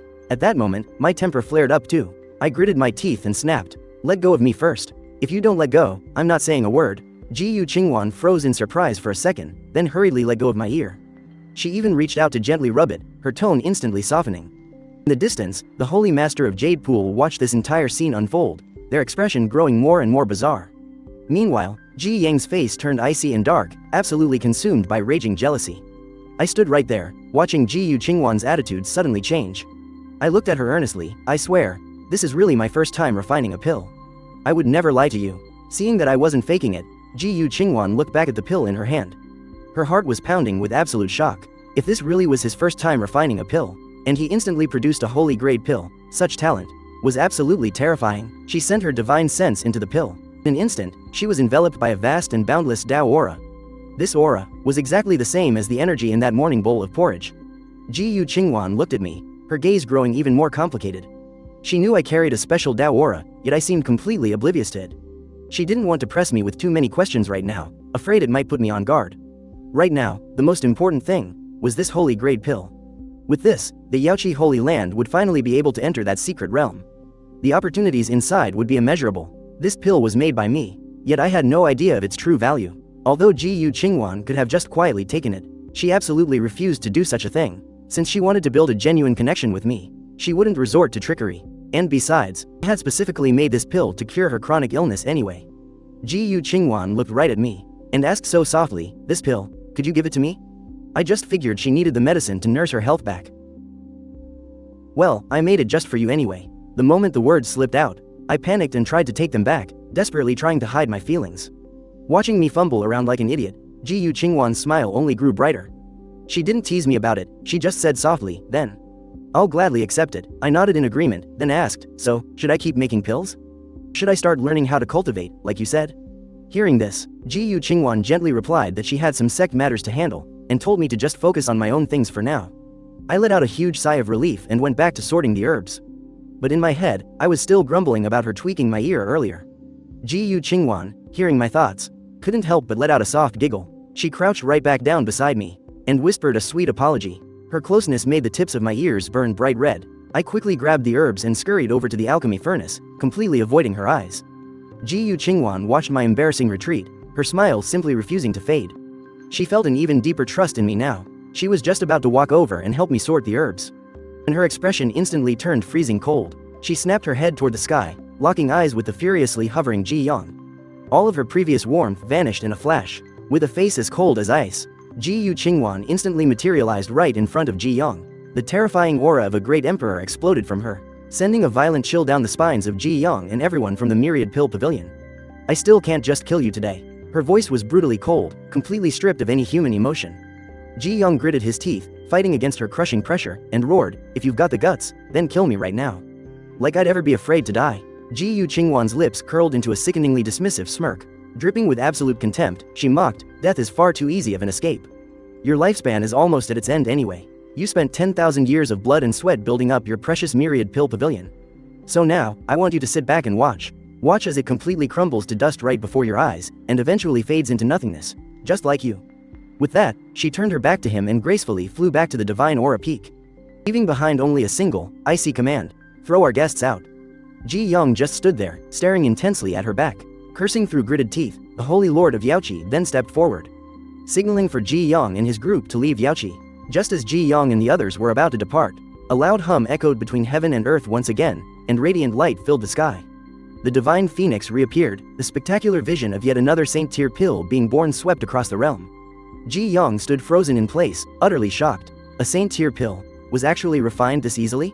Meanwhile, on Divine Charm Peak, I looked at the shimmering, golden pill in my hand, and finally let out a satisfied smile. This time, I actually managed to craft a decent pill. Beside me, Ji Yu Qingwan was practically trembling with excitement. Just a moment ago, my refining method looked like complete chaos. I even had half my body shoved inside the 8 trigrams furnace. I had absolutely none of the grace of a master alchemist. But against all odds, I actually succeeded in making another saint-tier pill. She looked at me with eyes full of hope, just praying I would hand the pill over right then and there to cure the chronic illness ravaging her body. But inside, I was hesitating. We had only known each other for a single day. If I just casually handed her a pill I made myself, she probably wouldn't trust it anyway. It's better to wait until we know each other a bit more before I give it to her. With that in mind, I quietly tucked the pill away. Ji Yu Qingwan looked a bit disappointed, but she didn't push me for it. Since we had just met, she was willing to be patient. After stashing the pill, I carefully asked, "Ancestor, are we going to start cultivating now?" Ji Yu Qingwan waved her hand dismissively, saying she needed to observe my daily routine first, so she could tailor a specific cultivation method just for me. Hearing that, I just stretched my arms and went straight back to my room to catch up on my sleep. Ji Yu Qingwan just stared at me, completely stunned. For the next dozen days or so, Ji Yu Qingwan stayed right there in the courtyard of Divine Charm Peak, following my every move without ever leaving my side. My daily routine became pretty clear. Wake up early to make breakfast, clean the yard, then go back to sleep. I'd get up at noon to cook lunch. In the afternoons, I'd either take a quick nap or head down to the mountainside to tend to the vegetable garden. Come evening, I'd make dinner, and then take a nice walk to digest the food. Occasionally, I'd spend a little time refining pills, and then call it an early night. Ji Yu Qingwan watched me eat, sleep, and do chores all day long, without showing a single sign of actually cultivating. She was incredibly confused by it all, but she never interfered. Spending day and night together, I slowly started to drop my guard around her. We grew much closer, and our conversations became a lot more casual. There was one thing I still couldn't figure out. Ji Yu Qingwan clearly said she was going to teach me how to cultivate. Yet she hadn't mentioned a single word about training. Instead, she just stuck by my side every single day. Whatever I did, she did too. She'd even help me wash the dishes and do random chores from time to time. Aside from occasionally leaving to meet with the sect leaders of the Southern Azure continent, she spent every other moment hanging around me. It really made me wonder, what exactly was her true motive? One morning, right after Ji Yu Qingwan finished her breakfast, she leaned back in her chair, looking perfectly content, and said, "Hey, let's have that braised pork knuckle from yesterday for lunch." I gave her a weird look. We can't just eat pork knuckles every single day. Plus, I'd have to go all the way down to Cloud Fairy Town to buy more. The round trip is such a hassle. Ji Yu Qingwan immediately frowned. What hassle? I can fly us back and forth in the blink of an eye. We can just go stroll around the town together this afternoon. I raised an eyebrow, completely seeing right through her. Craving pork knuckles is just an excuse, isn't it? You're actually just dreaming about those candied haws down in town. Look, if you really want some, I can just make it right here, and it'll taste even better. Yesterday, when we were strolling through Cloud Immortal Town, she wouldn't even touch the candied hawthorn at first. But by the end, she was absolutely devouring it. She even sneaked 2 skewers back to her room last night. Seeing that I had hit the nail on the head, Ji Yu Qingwan nodded eagerly. She said she'd stay right by my side and help out. Looking at her, I couldn't help but complain in my head. All she ever thinks about is food. She really doesn't act like a great emperor who's been in seclusion for 10,000 years. Jiyu Qingwan seemed to catch on to what I was thinking. She gave a soft cough, her face suddenly turning serious. Ahem, naturally, we must not forget the real business. After watching your daily routine these past few days, I've custom made a sword technique just for you. Today, I'm going to teach you how to use a sword. Practice swordplay? I raised an eyebrow, thinking to myself, there's really no need for that. My sword skills are already pretty damn strong, and I'm really not just bragging. 7 or 8 years ago, the system handed me over a dozen secret sword manuals. I mastered every single one of them ages ago. But more importantly, I've already pushed the matching mental chance and sword intent to the realm of absolute perfection. Even though I've never actually tried channeling my sword intent into those dozen techniques, nor seen their full destructive power with my own eyes, I know deep down, they're absolutely not ordinary. At least up until now, I haven't seen a single sword move more intricate and fierce than mine. Of course, I'm not some arrogant fool. I firmly believe that there's always someone better out there. The reason I haven't seen any top-tier swordplay might just be because I've been stuck on Shenyang Peak for the past 10 years without ever traveling the world. My horizons are just too narrow, but even so, I can still say with absolute certainty that the sword techniques I hold, even if they aren't the absolute strongest in the world, they are definitely top tier. So, when it comes to learning swordplay from Jiyu Qingwan, I really feel it's completely unnecessary. With that kind of free time, I'd be better off just making a few more skewers of candied hawthorn. In fact, Jiyu Qingwan wasn't really dead set on teaching me swordplay either. She just didn't want me to keep thinking she was only here to freeload off my cooking. Besides, she had already announced to the outside world that she was going to help boost my strength. Now, everyone in the entire Jade Pool Holy Land knows about it. She's been staying at Shenyang Peak for almost half a month, just eating and drinking with me all day long. She hasn't taught me a single martial technique. If this keeps up, who knows what those Jade Pool disciples who actually like me would start whispering behind her back. As for my hidden reluctance to learn from her, Jiyu Qingwan didn't overthink it. She already believed my sword skills were quite impressive anyway. After all, I am the guy who managed to brew a saint-tier pill on my very first try. It's just that swordplay is entirely different from alchemy. Alchemy has a fixed process. The techniques you can borrow from others are limited. The core of it relies purely on your own talent. But swordplay is different. Even if your own skills are already top-notch, you can still draw inspiration from others' moves and comprehend new paths. When it comes to skills, the more the merrier. And what's more, what Jiyu Qingwan was about to show me was definitely no ordinary sword technique. It was the ultimate technique she created when she broke through to the Emperor realm. Across the entire southern Qingzhen continent, it would easily rank among the absolute strongest. Watching Jiyu Qingwan stand up, ready to show off her moves, I quickly tried to brush her off. How about we just skip this? I'm just a mortal man. Swordplay requires spiritual energy to work, and without any spiritual energy, even the greatest sword art is useless without power. Jiyu Qingwan saw right through my excuse. She immediately glared at me and snapped, with me around, it's only a matter of time before you awaken your spiritual power. Just learn the sword art first. After saying that, she couldn't help but feel a wave of helplessness. If anyone else knew that a great emperor like her was personally teaching a sword art, they would have been begging on their knees. Yet I was the only one constantly making excuses, acting like she was the one begging me to learn. Seeing Jiyu Qingwan's stubbornness, I had no other choice. Quickly cleared the pots and pans off the table and made space in the courtyard. I grabbed a small stool and sat in the corner. Jiyu Qingwan was already standing in the middle of the yard, holding a long sword that glowed with a faint white light. Are you ready? She looked at me and asked. I immediately slapped on an eager expression, and nodded like crazy. Ready, I'm ready. Deep down, though, I was bored to tears. After spending the past 10 days or so together, Jiyu Qingwan was already used to my two-faced muttering. Her tolerance was way higher than before. She just mentally cursed, little brat, and let it slide. In the courtyard, Jiyu Qingwan took a deep breath and began the demonstration. She didn't use a single drop of spiritual power, just slowly breaking down the basic forms of the sword art. But the moment she started moving, the lazy boredom wiped clean off my face, and my eyes lit up. Completely focused on her form, Jiyu Qingwan naturally caught the shift in my expression. The corners of her mouth twitched into a smile, a little spark of pride welling up inside her. She figured the sheer majesty of an emperor-level sword art had finally blown me away. She pushed away her distracting thoughts and focused on the moves. Soon, she started hearing my endless gasps of amazement. And these gasps weren't just lip service, they were genuine, heartfelt reactions. Knowing her sword art had actually won my respect gave Jiyu Qingwan an indescribable rush of joy.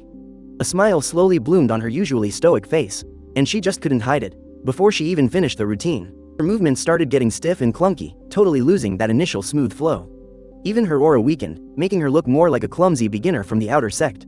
Her mind was already a complete mess from my reactions, making it impossible for her to focus on the blade. Seeing her suddenly stop, I jumped right up, clapping my hands and cheering loudly, acting completely mind-blown by this peerless martial art.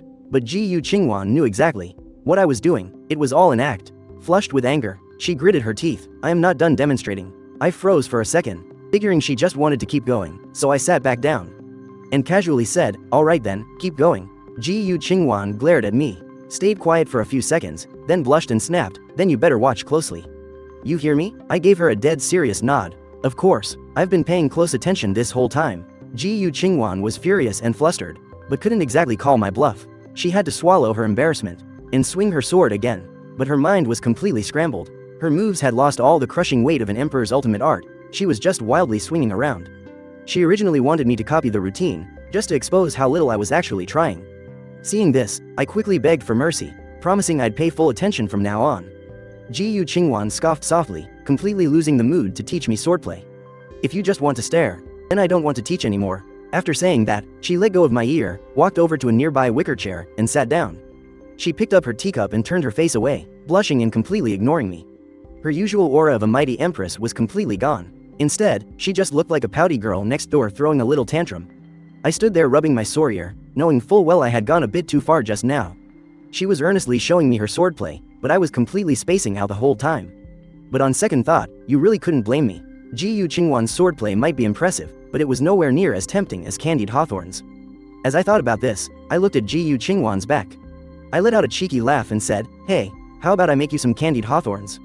Ji Yu Qingwan, who had been deliberately giving me the cold shoulder, instantly snapped her head around to look at me. Nodding eagerly, she blurted out, "Yes.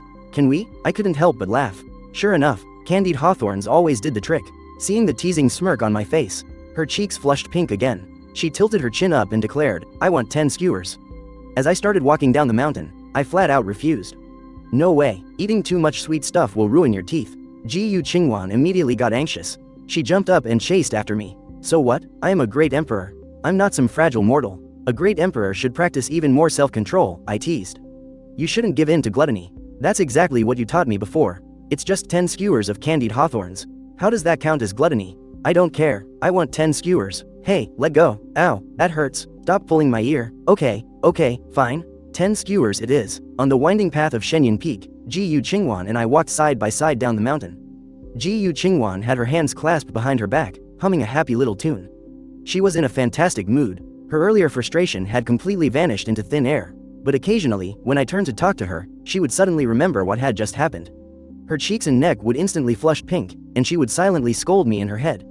We were heading down to pick hawthorns. I remembered there were a few hawthorn trees growing at the foot of Shenyang Peak, and right now was the perfect season for them to ripen. Ji Yu Qingwan had been staying in the courtyard at the summit this whole time. She had never come down the mountain. Even my vegetable patch was barely 100 meters away from our courtyard. Looking at the scenery below, she couldn't help but sigh. In my era, Shenyang Peak was one of the absolute best spiritual peaks in the Yaoqi Holy Land. It easily ranked in the top 3.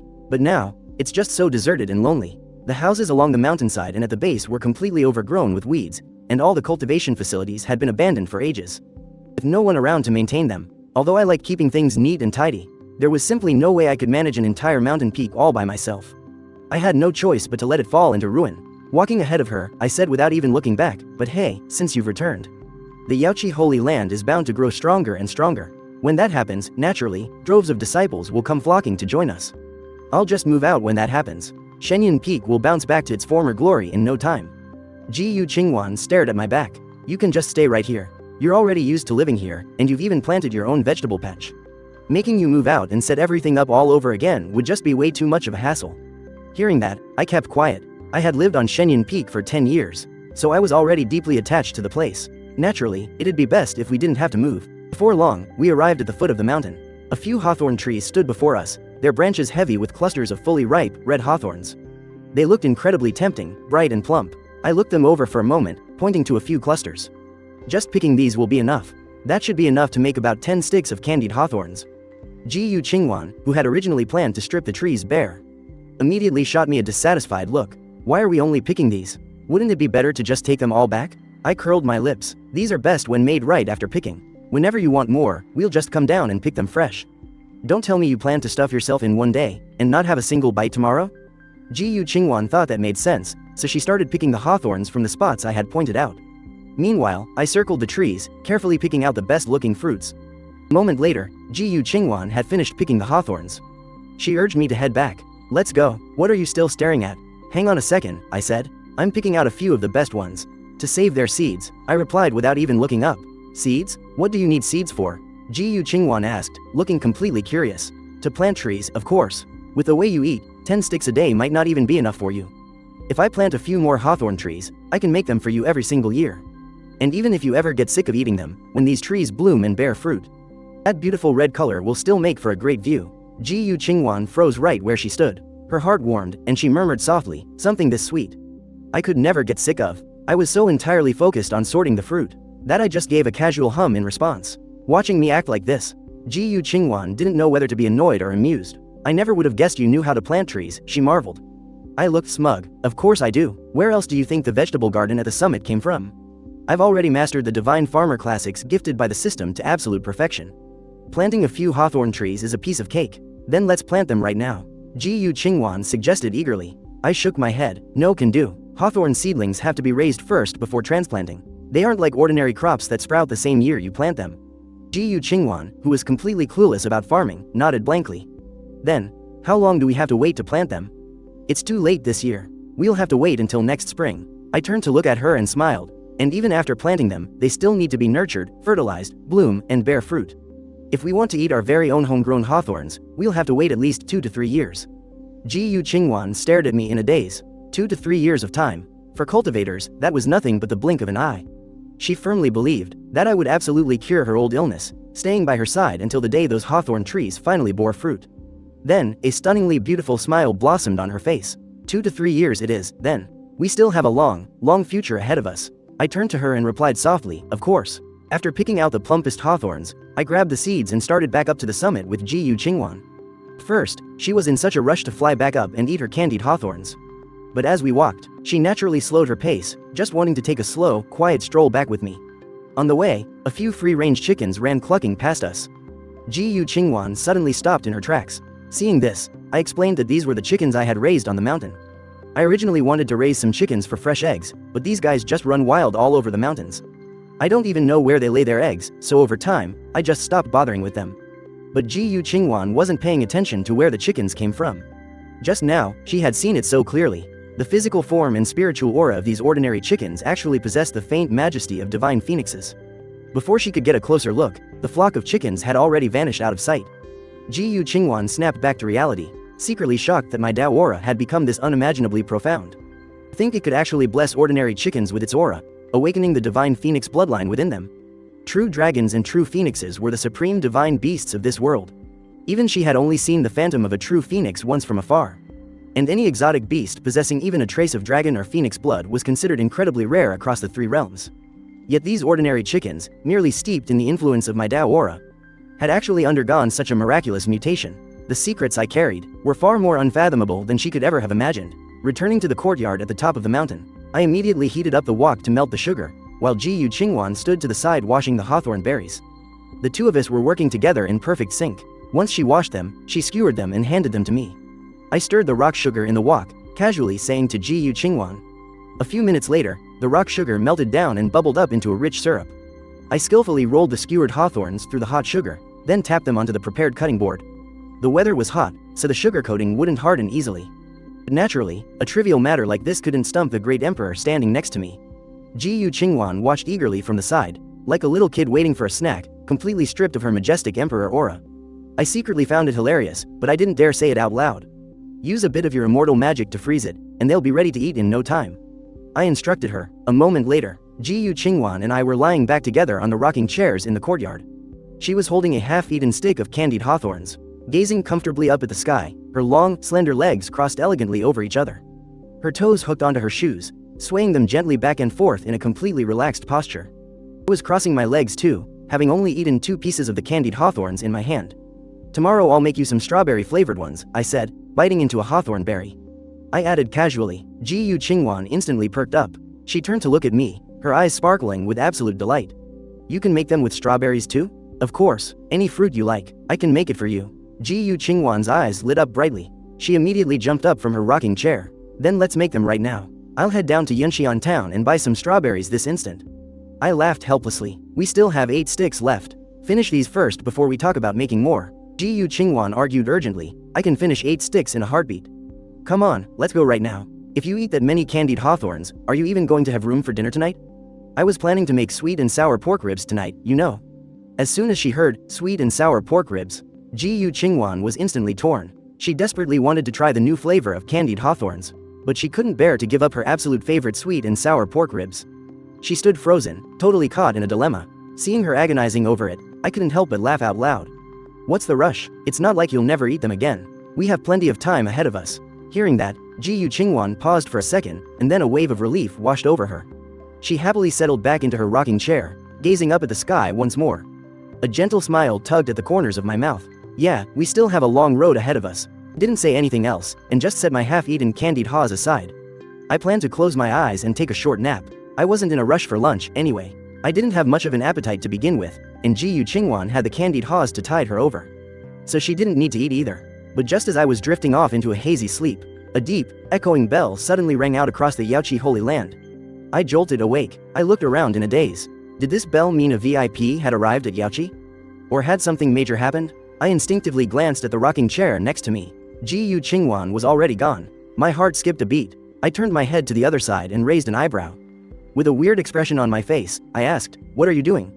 She was standing right next to me, holding the skewer of candied haws that I had just left half-eaten. Ji Yu Qingwan clearly didn't expect the Yaoqi Holy Land's bell to ring so suddenly either. We just stared at each other in dismay. She looked at me, and I looked at her. Soon enough, looking a bit guilty like a caught thief, Ji Yu Qingwan glanced toward the sect's main hall. It seems Empress Qinghu is here. Empress Qinghu? I blinked. In the 10 years since I transmigrated to this world, I actually hadn't heard of many people. Most of them were just locals from the Yaoqi Holy Land. After all, I never stepped foot outside the Holy Land. Plus, since I had to play the role of a mortal cultivating, there was naturally no need to get to know anyone on the outside. But Empress Qinghu, that was one of the very few names I actually knew, simply because she was just too famous. Empress Qinghu was from the exact same era as Ji Yu Qingwan, and they were equally renowned back in the day. Nowadays, her reputation was even more awe-inspiring than Ji Yu Qingwan's. Ji Yu Qingwan had been in secluded cultivation for 10,000 years. Aside from the people in the Yaoqi Holy Land who still remembered their ancestor, almost everyone else had nearly forgotten about her. But Empress Qinghu had never gone into seclusion. She had roamed the southern Qingzhen continent freely for thousands of years, making her name echo louder and louder across the world. And the thing people loved gossiping about most regarding Empress Qinghu was her title as the most desired woman by every single man in the southern Qingzhen continent. Ji Yu Qingwan was undeniably a peerless beauty, but she had this icy, unapproachable aura. She was completely out of reach, like the most distant star in the night sky. You wouldn't even dare to harbor a thought of getting close to her. Empress Qinghu, however, was a completely different story. It's just that I had never actually seen her. Such a big shot rarely visited the Yaoqi Holy Land, and even if she did come, a guy like me who holed up on the mountain all day would never get the chance to meet her. But even an idiot could guess. She definitely had to be a stunning beauty on the exact same level as Ji Yu Qingwan. While I was spacing out, Ji Yu Qingwan had already shoved the last few candied haws into her mouth. "You're coming along this time," she said nonchalantly. I looked at her, totally dumbfounded. What am I supposed to do there? Before I could ask any more questions, Ji Yu Qingwan's delicate hand grabbed me by the collar. She hoisted me up like a little baby chick, and then we darted straight toward the sect's main hall. On the way there, Ji Yu Qingwan explained with a completely straight face, 10 days ago, Empress Qinghu broke through from the quasi-emperor realm to the emperor realm. She came to the Yaoqi Holy Land this time, for 2 likely reasons. First, to discuss matters regarding the secret realm, and second, to show off her sword skills in front of me. I'm taking you to watch Empress Qinghu's swordplay. Once we get to the main hall, don't say anything stupid. Just sit next to me and watch closely. Learn well. Ji Yu Qingwan genuinely wanted to teach me a few things. When it came to pills, I was already capable of refining saint-level elixirs. Even she has to bask in my glory. She originally wanted to gift me immortal spells, divine techniques, and magical treasures. But on second thought, since I'm pretending to be a mortal cultivator right now, and I'm even deliberately hiding my ability to fly, I obviously can't use items that require spiritual energy to activate. So, the only thing she can actually teach me are some physical forms. It's just that those forms reminded her of what happened this morning. She started blushing, way too embarrassed to demonstrate them again. That's why she wanted me to watch the Azure Fox Empress's swordplay instead. The Azure Fox Empress specializes in the sword, and narrowly beat her 10,000 years ago. Listening to Ji Yu Qingwan's words, I just looked completely lost. Watching the Azure Fox Empress's swordplay? Swordplay, swordplay, who cares about that? What really matters is seeing what this Azure Fox Empress actually looks like. What does she actually look like? She's got to be drop-dead gorgeous, right? Hell, she might even be prettier than Ji Qingwan. The exact moment this thought crossed my mind, Ji Qingwan paused for a second. She obviously heard it. For a brief moment, she actually regretted bringing me along. But it was already way too late for that. She had already brought me to the mountain peak where the sect's main hall stood. A massive crowd had already gathered in front of it. All the elders and disciples of the Yaoqi Holy Land were there, along with the disciples of the Azure Fox Empress's Qiancheng Mountain. It was a sprawling, dense sea of people, buzzing with noise and excitement. When Ji Qingwan touched down with me, whether it was the disciples of the Yaoqi Holy Land or the disciples of Qiancheng Mountain, they all dropped straight to their knees. They chanted in unison, "Greetings, Yaoqi Empress." The instant we landed, Ji Qingwan's expression shifted right back to how it was when I first met her. Holy, pure, and utterly unattainable. So freezing cold that it pushed people thousands of miles away. It was a complete contrast to the woman in the courtyard just now. Right at that exact moment. Qingwan, the voice was incredibly soft, sweet, and enchanting. Any ordinary guy would probably have his bones turn to absolute jelly just hearing it. Accompanied by the click-clack of footsteps, a figure slowly walked over from the direction of the main hall. I looked up. In an instant, I saw the Azure Fox Empress. She was, without a doubt, absolutely breathtaking. Her dark green hair was elegantly pinned up, revealing a slender, incredibly alluring neck. With her seductive eyes and a high, delicate nose, paired perfectly with sexy, fiery red lips. But what really caught the eye were the fluffy fox ears perked right up on her head. Her father was once a great general of the Fox clan, and her mother was a human cultivator. That's exactly why she carried some of those Fox clan traits. Looking like that, it was no wonder she became the ultimate dream girl for every single man in the southern Qingzhen continent. Hey, she's just okay, I guess. Even though she's on the exact same level of beauty as Ji Qingwan. I still like Ji Qingwan the most. Ji Qingwan is the one true, absolute perfect goddess. Number one in the whole wide world. I silently compared the two women in my heart. Ji Qingwan might be completely out of reach to the rest of the world, but she treats me so incredibly differently. That special treatment alone was more than enough for her to hold a totally unique, irreplaceable place in my heart. Ji Qingwan, standing right beside me, heard my thoughts. Her cheeks flushed a subtle shade of red. She gave a soft scoff in her mind, yet she couldn't stop the corners of her mouth from curving up, revealing a faint, barely noticeable smile. My gaze casually swept over the Azure Fox Empress's outfit. I was just about to secretly criticize it, but my inner voice beat me to the punch. No, wait, that's not right. Ji Qingwan, who was just about to step forward and greet the Azure Fox Empress, froze the exact moment she heard that, her beautiful face full of total confusion. The very next second, my inner voice rang out again. Hiss. The opening stance of this swordplay. Feels like the scope is just a little too small, doesn't it? Ji Qingwan froze for a moment, then quickly caught on. Furious, she must have cursed me out 1,000 times in her head, calling me a little pervert. She thought my eyes were wandering again, never expecting that I was actually critiquing the swordplay. Suppressing her annoyance, Ji Qingwan simply ignored me. She looked up at the Azure Fox Empress approaching us, as a rich, intoxicating scent washed over the room. With a cold, expressionless face, she told the kneeling crowd, at ease. Then, she led me straight past the Azure Fox Empress, walking right toward the front of the Great Hall. The Azure Fox Empress was already used to Ji Qingwan's icy demeanor. She didn't seem to mind at all. Instead, her eyes were locked dead onto me. Lately, the Jade Pool Holy Land seemed completely peaceful on the surface, but a young alchemist had secretly been making massive waves. All the top-tier sects had been secretly investigating, yet all they found out was that this alchemist was young, incredibly handsome, used to be a mere mortal, and had been staying in the Jade Pool Holy Land for exactly 10 years. Everyone speculated that this was some master plan Ji Qingwan had set in motion 10,000 years ago.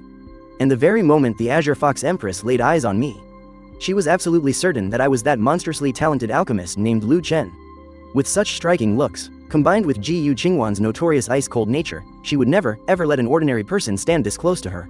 Not to mention, I'm the one and only male disciple in the entire Jade Pool Holy Land. Walking right behind Ji Qingwan, I knew exactly what kind of history she had with the Azure Fox Empress. They were true rivals, sworn enemies, even 10,000 years ago. Even when the Myriad Pill Pavilion clashed fiercely with the Jade Pool Holy Land, Ji Qingwan never even batted an eye at them.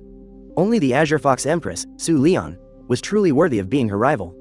Ji Qingwan stepped up to the golden dragon throne that had been prepared for her, gracefully flicking her flowing white sleeves, and sat down. Knowing my place, I quietly stepped aside and stood right next to the Holy Lord of the Jade Pool. At the exact same time, a brilliant burst of golden light erupted right behind Su Lian. As her own magnificent throne slowly materialized out of thin air, the two empresses took their seats at the exact same moment. They stared each other down with deadpan expressions, their overwhelming auras violently clashing in the air. The two of them were absolute polar opposites. Ji Qingwan wore pure, elegant robes whiter than snow, her aura as cold and untouched as a lone winter flower. Meanwhile, Su Lian was draped in luxurious, dazzling silks, radiating absolute seductive charm. A natural-born temptress, Ji Qingwan was the first to break the silence. Her tone was completely flat, yet carried an undeniable, crushing authority. "You've come today, because of the secret realm. Am I wrong?" Su Lian casually leaned back against her throne, flashing a dangerously alluring smile. "You really haven't changed a bit, have you? Always cutting right to the chase. Well, since you brought it up, I won't beat around the bush either. The two absolute strongest factions entering the secret realm this time are your Jade Pool Holy Land and my Thousand Chariots Mountain. And you and I are each other's greatest rivals, but there is absolutely no need for us to tear each other apart. If we actually team up, we'll be an unstoppable force, the ultimate winners of this secret realm." Ji Qingwan nodded without a shred of emotion. "Fine, the Jade Pool Holy Land will ally with Thousand Chariots Mountain." Honestly, the moment Su Lian led her forces out of her mountain, Ji Qingwan had already guessed her true intentions and had already made up her mind long ago. What really made her curious was, why would Su Lian, who had just ascended to become a great emperor and always treated her as a mortal enemy, personally come all this way just to talk peace over a secret realm? It only proved one thing: this secret realm was incredibly dangerous. Su Lian definitely knew some massive secret hidden inside it. After 10,000 years of complete isolation, the Jade Pool Holy Land had severely declined, completely falling out of the ranks of the truly elite sects. They were totally locked out from the deepest, darkest secrets of the world. But Thousand Chariots Mountain, all thanks to Su Lian, had securely kept its spot as a top-tier sect. They definitely had exclusive intel on this secret realm. Still, this wasn't exactly the kind of thing you just blurt out in front of a crowd.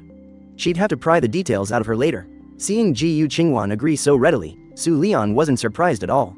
She gave a soft chuckle, then shifted the subject. "However, even though we're teaming up, someone still needs to be in charge. How do we split the loot from the secret realm? And if we clash on what to do in there, whose call is it? We need to clear all of this up right now." Ji Qingwan watched her expression unreadable. Flash of understanding crossed her eyes. "What you really care about is our unfinished duel from 10,000 years ago, isn't it?" Su Lian tilted her head up slightly, showing off her delicate jawline. Her voice carried a hint of defiance. "Exactly, today, we finish what we started. Whoever wins, gets to call the shots in the secret realm." Ji Qingwan frowned slightly. "We're both great emperors now. If we actually throw down, half of the southern Qingzhen continent would be wiped out. Not to mention, the secret realm is opening soon. If either of us gets hurt, it would be a massive loss." It wasn't that she was afraid to fight. It was just that their duel 10,000 years ago had been purely about swordplay. Su Lian was a total sword fanatic. After 10,000 years of grueling practice, her swordsmanship had to be insanely sharp by now. But Ji Qingwan had spent her 10,000 years in seclusion, solely focused on breaking through to the next realm. Aside from a single sword technique she grasped when she hit the emperor level, her sword skills hadn't improved at all. And more importantly, she wasn't actually a true great emperor yet. If they fought, she'd completely expose her real power level. Until I fully healed her demonic heart, she just couldn't risk it. Su Lian seemed to know she'd say that, and immediately cut in. "We don't actually have to tear the world apart. We'll each just show off our strongest sword technique. It'll be super obvious who's better. Plus, the disciples here can learn from our sword intent. Kills two birds with one stone, right?" The moment Su Lian finished speaking, a cunning gleam flashed in Ji Qingwan's eyes. She had guessed perfectly, and that was exactly why she brought me along. If they were just comparing moves, she was actually pretty confident in the sword technique she created during her breakthrough. Just on pure technique alone, there was no way she'd lose. Because of that, a faint, almost invisible smile crept onto Ji Qingwan's lips. She tilted her chin up slightly. "All right." Su Lian couldn't wait any longer. Hearing Ji Qingwan agree, she instantly flashed right to the center of the square outside the main hall. She let out a long breath, then slowly raised her hand. The second she struck her opening stance, the whole sky literally changed colors. The peaceful vibe of the Jade Pool Sanctuary vanished, and everyone suddenly felt like they'd been dropped right into a brutal, blood-soaked battlefield. A genuinely terrifying sword intent swept across the square. All the disciples watching looked absolutely pumped, totally in awe. Sword intent. That was the ultimate dream for any sword cultivator. It was what they spent their entire lives chasing. Ji Qingwan stared at Su Lian in the middle of the square, her beautiful eyes totally wide with shock. But right now, Su Lian wasn't using any internal arts, not even a single drop of spiritual energy. Triggering sword intent purely through physical moves?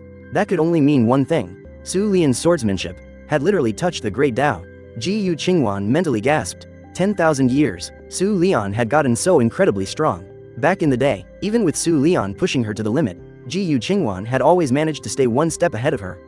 But now, she knew deep down that she was absolutely no match for Su Lian anymore. Sword technique she came up with during her Emperor breakthrough, it was still missing something. Even if she went all out, there was no way she could pull off sword intent with just pure movement. But Ji Yu Qingwan quickly made peace with it. If she lost, well, she lost. The obsession from 10,000 years ago has long scattered with the wind. As for the matter of the secret realm, Su Lian knows more, so there's no harm in letting her take the lead. She calmed the ripples in her heart, and with a mindset to appreciate and learn, watched Su Lian's swordplay earnestly, hoping to grasp a thing or two from it. To make up for the flaws in her own technique, Su Lian's swordplay was dazzlingly magnificent. Just like the woman herself, between every stance and strike, there was not only breathtaking grace, but also the overwhelming, invincible momentum of moving mountains and draining seas. If she were to use her cultivation art and spiritual energy, the sheer power of that single strike would probably be enough to shake the entire southern Qingzhen continent. As she kept watching, Ji Yu Qingwan couldn't help but steal a glance at me. Seeing that I was watching with complete focus, occasionally revealing a thoughtful expression, she felt a slight wave of relief in her heart. Thank goodness I wasn't letting my eyes wander this time, but was actually learning. Right at that moment, Su Lian sheathed her sword and stood firm. The entire set of sword techniques was perfectly demonstrated, and that soul-shaking sword intent dissipated along with it. The disciples present all showed looks of utter frustration, kicking themselves for being too dense to comprehend even a fraction of that formidable sword intent, missing out on a golden opportunity to break through their bottlenecks. Su Lian looked toward Ji Yu Qingwan, who was sitting upright on her imperial throne, with an unconcealable smugness on her face. Your turn. Ji Yu Qingwan put away her stunned expression and slowly stood up. Even knowing she wasn't Su Lian's match, she would absolutely never back down without a fight. That just wasn't her style. It was just that she couldn't help feeling a bit apprehensive inside. Terrified that I might say some embarrassing things in my mind again and mess with her focus. If she were to make a fool of herself in front of everyone, she would become a laughingstock. Just as Ji Yu Qingwan was about to walk toward the center of the square, my inner voice suddenly echoed.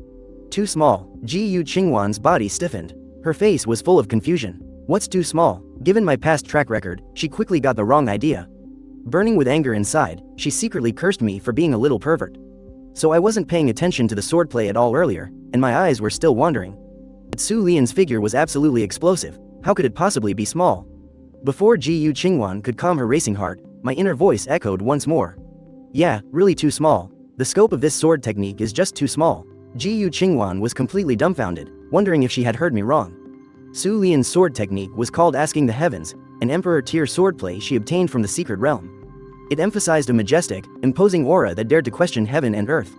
After 10,000 years of bitter cultivation, Su Lian had long since mastered this technique to perfection, even blending her own Tao essence into it. It had already reached an unprecedented level, such an overwhelmingly powerful swordplay, and yet I actually said its scope was too small. Ji Yu Qingwan felt completely helpless inside. She just took it as me being young and arrogant, spouting utter nonsense. After all, I was just muttering in my heart and didn't say it out loud. So it didn't really matter. She turned her head and glanced at me, wanting to give me a look, telling me to watch her swordplay properly next. But I was still staring intently at Su Lian, my eyes crystal clear, without the slightest trace of impure thoughts, pondering who knows what. Ji Yu Qingwan sighed helplessly and had no choice but to turn around and walk toward the center of the square. Su Lian didn't return to her imperial throne, but remained standing right where she was. Seeing Ji Yu Qingwan approach, she asked, "What do you think? Or is it that, just like back then, you still think my swordsmanship is just like me, totally petty and unrefined?" Su Lian's tone was dripping with obvious provocation. Back when the two of them were still young, over a simple argument, Ji Yu Qingwan had coldly remarked that she came from a low-class family. That she was bitter, petty, and utterly lacking in manners. Those words became a thorn in Su Lian's heart forever. Ji Yu Qingwan came from a privileged background, and her life had been nothing but smooth sailing. She was born to be looked up to by everyone, but Su Lian was a half-blood, who had suffered endless humiliation in her youth, relying on 100 times the effort just to get to where she is today. Her biggest trigger was people calling her petty and uneducated. Ji Yu Qingwan frowned slightly. She naturally remembered what happened back then. Even if she had to do it all over again, she would still say the exact same thing. After all, Su Lian's words had been incredibly vicious back then, cursing at her for nearly half an hour. But now, if she claimed Su Lian's swordsmanship was bad, she would just be lying to herself. Yet, bowing her head to Su Lian was absolutely not in her nature. For a moment, she was completely stuck. Su Lian stared right at her with a fiercely provocative gaze. Right at this awkward moment, my inner voice once again echoed in Ji Yu Qingwan's ears. It is a bit petty. Why bother questioning heaven and earth? Heaven and earth ain't worth shit. A true master of the sword. After Su Lian had executed just a few moves, I had already seen right through it, and figured out the very core of her sword technique. The core of some sword techniques is love. Some are built on righteousness, and some are for defending the homeland. But Su Lian's swordsmanship, what she cultivates is pure arrogance. It's just that, a sword technique that merely dares to question heaven and earth. How is that arrogant? Since you're cultivating arrogance, you should take it to the absolute limit. Say to it, heaven and earth, you ain't worth shit. She cultivated with that kind of mindset. The power of this sword technique would definitely soar to an entirely new level. Every single word of my inner thoughts flowed perfectly into Ji Yu Qingwan's ears. She froze in place, as if she had just been struck by lightning. Her heart even skipped a beat for a second, as the absolute #1 sword cultivator from 10,000 years ago. Once Ji Yu Qingwan snapped back to her senses, she rapidly began deducing it in her mind. If a sword technique was executed with that kind of mindset, it actually felt like parting the clouds to see the shining sun. She felt completely enlightened, suddenly realizing something crucial. Those words of mine, they applied perfectly to her own swordsmanship too. She had always been so confused about what her sword technique was missing, but at this exact moment, she finally understood. It was missing that absolutely domineering, who else but me, aura. It was just that, my critique had been aimed at Su Lian, so it couldn't fully apply to her. What Ji Yu Qingwan's swordsmanship cultivated wasn't reckless wildness, but absolute pride. She needed to carefully assess the situation and adapt it for her own use. As the absolute strongest person in the southern Qingzhen continent from 10,000 years ago, she quickly tweaked the core meaning of my words, flawlessly blending them right into her own sword technique. However, whether this idea would actually work in practice, even she wasn't entirely sure. Right now, her heart was just filled with the desperate hope that I would watch her swordsmanship closely, and give her some guidance. Ji Yu Qingwan slightly turned her head, shooting me a deeply meaningful look. Her eyes were completely filled with absolute shock. Meanwhile, my gaze was still locked tightly onto Su Lian. As my thoughts drifted far away, she let out a quiet sigh in her heart. Just how freakishly talented is this little rascal? Just as she was waiting for my inner voice to give her more guidance, all she heard was irrelevant mumbling. Ji Yu Qingwan's face flushed bright red as she shot me a glare. She secretly cursed me as a little pervert in her heart, but then saw that I wasn't even looking at her. She could only give a cold HMPH, turning her gaze back to Su Lian. Yet her eyes, intentionally or otherwise, darted towards Su Lian's chest. Su Lian, at this moment, was staring back at Ji Yu Qingwan with a bizarre expression. She was filled with confusion. Why did Ji Yu Qingwan keep looking back at me, standing right beside the imperial throne? And even though she was completely expressionless, it was obvious she wasn't paying any attention to the match in front of her. She was even frequently checking out her own chest. Could it be that 10,000 years of seclusion seriously messed with her head? Just as Su Lian was about to provoke her again, Ji Yu Qingwan tilted her chin up slightly. Showing that signature arrogant look of hers, she said lightly, "It honestly still feels a bit small-minded." As soon as those words came out, everyone seated was completely stunned. Su Lian was also quite surprised, then let out a cold laugh. Belittling others won't elevate yourself, you know, Her Majesty the Empress. How about, you show me what true grandeur is? Su Lian was confident that her sword art was #1 in the southern Qingzhen continent. Its aura could swallow mountains and rivers. She just took Ji Yu Qingwan's words as stubborn bluffing, assuming she just couldn't bear the taste of being surpassed after coming out of seclusion. But before she could say another word, Ji Yu Qingwan started walking toward the center of the plaza, deadpan asking, "Dare I ask, what exactly is heaven and earth? You are already a great emperor, having leapt beyond the rules of heaven and earth.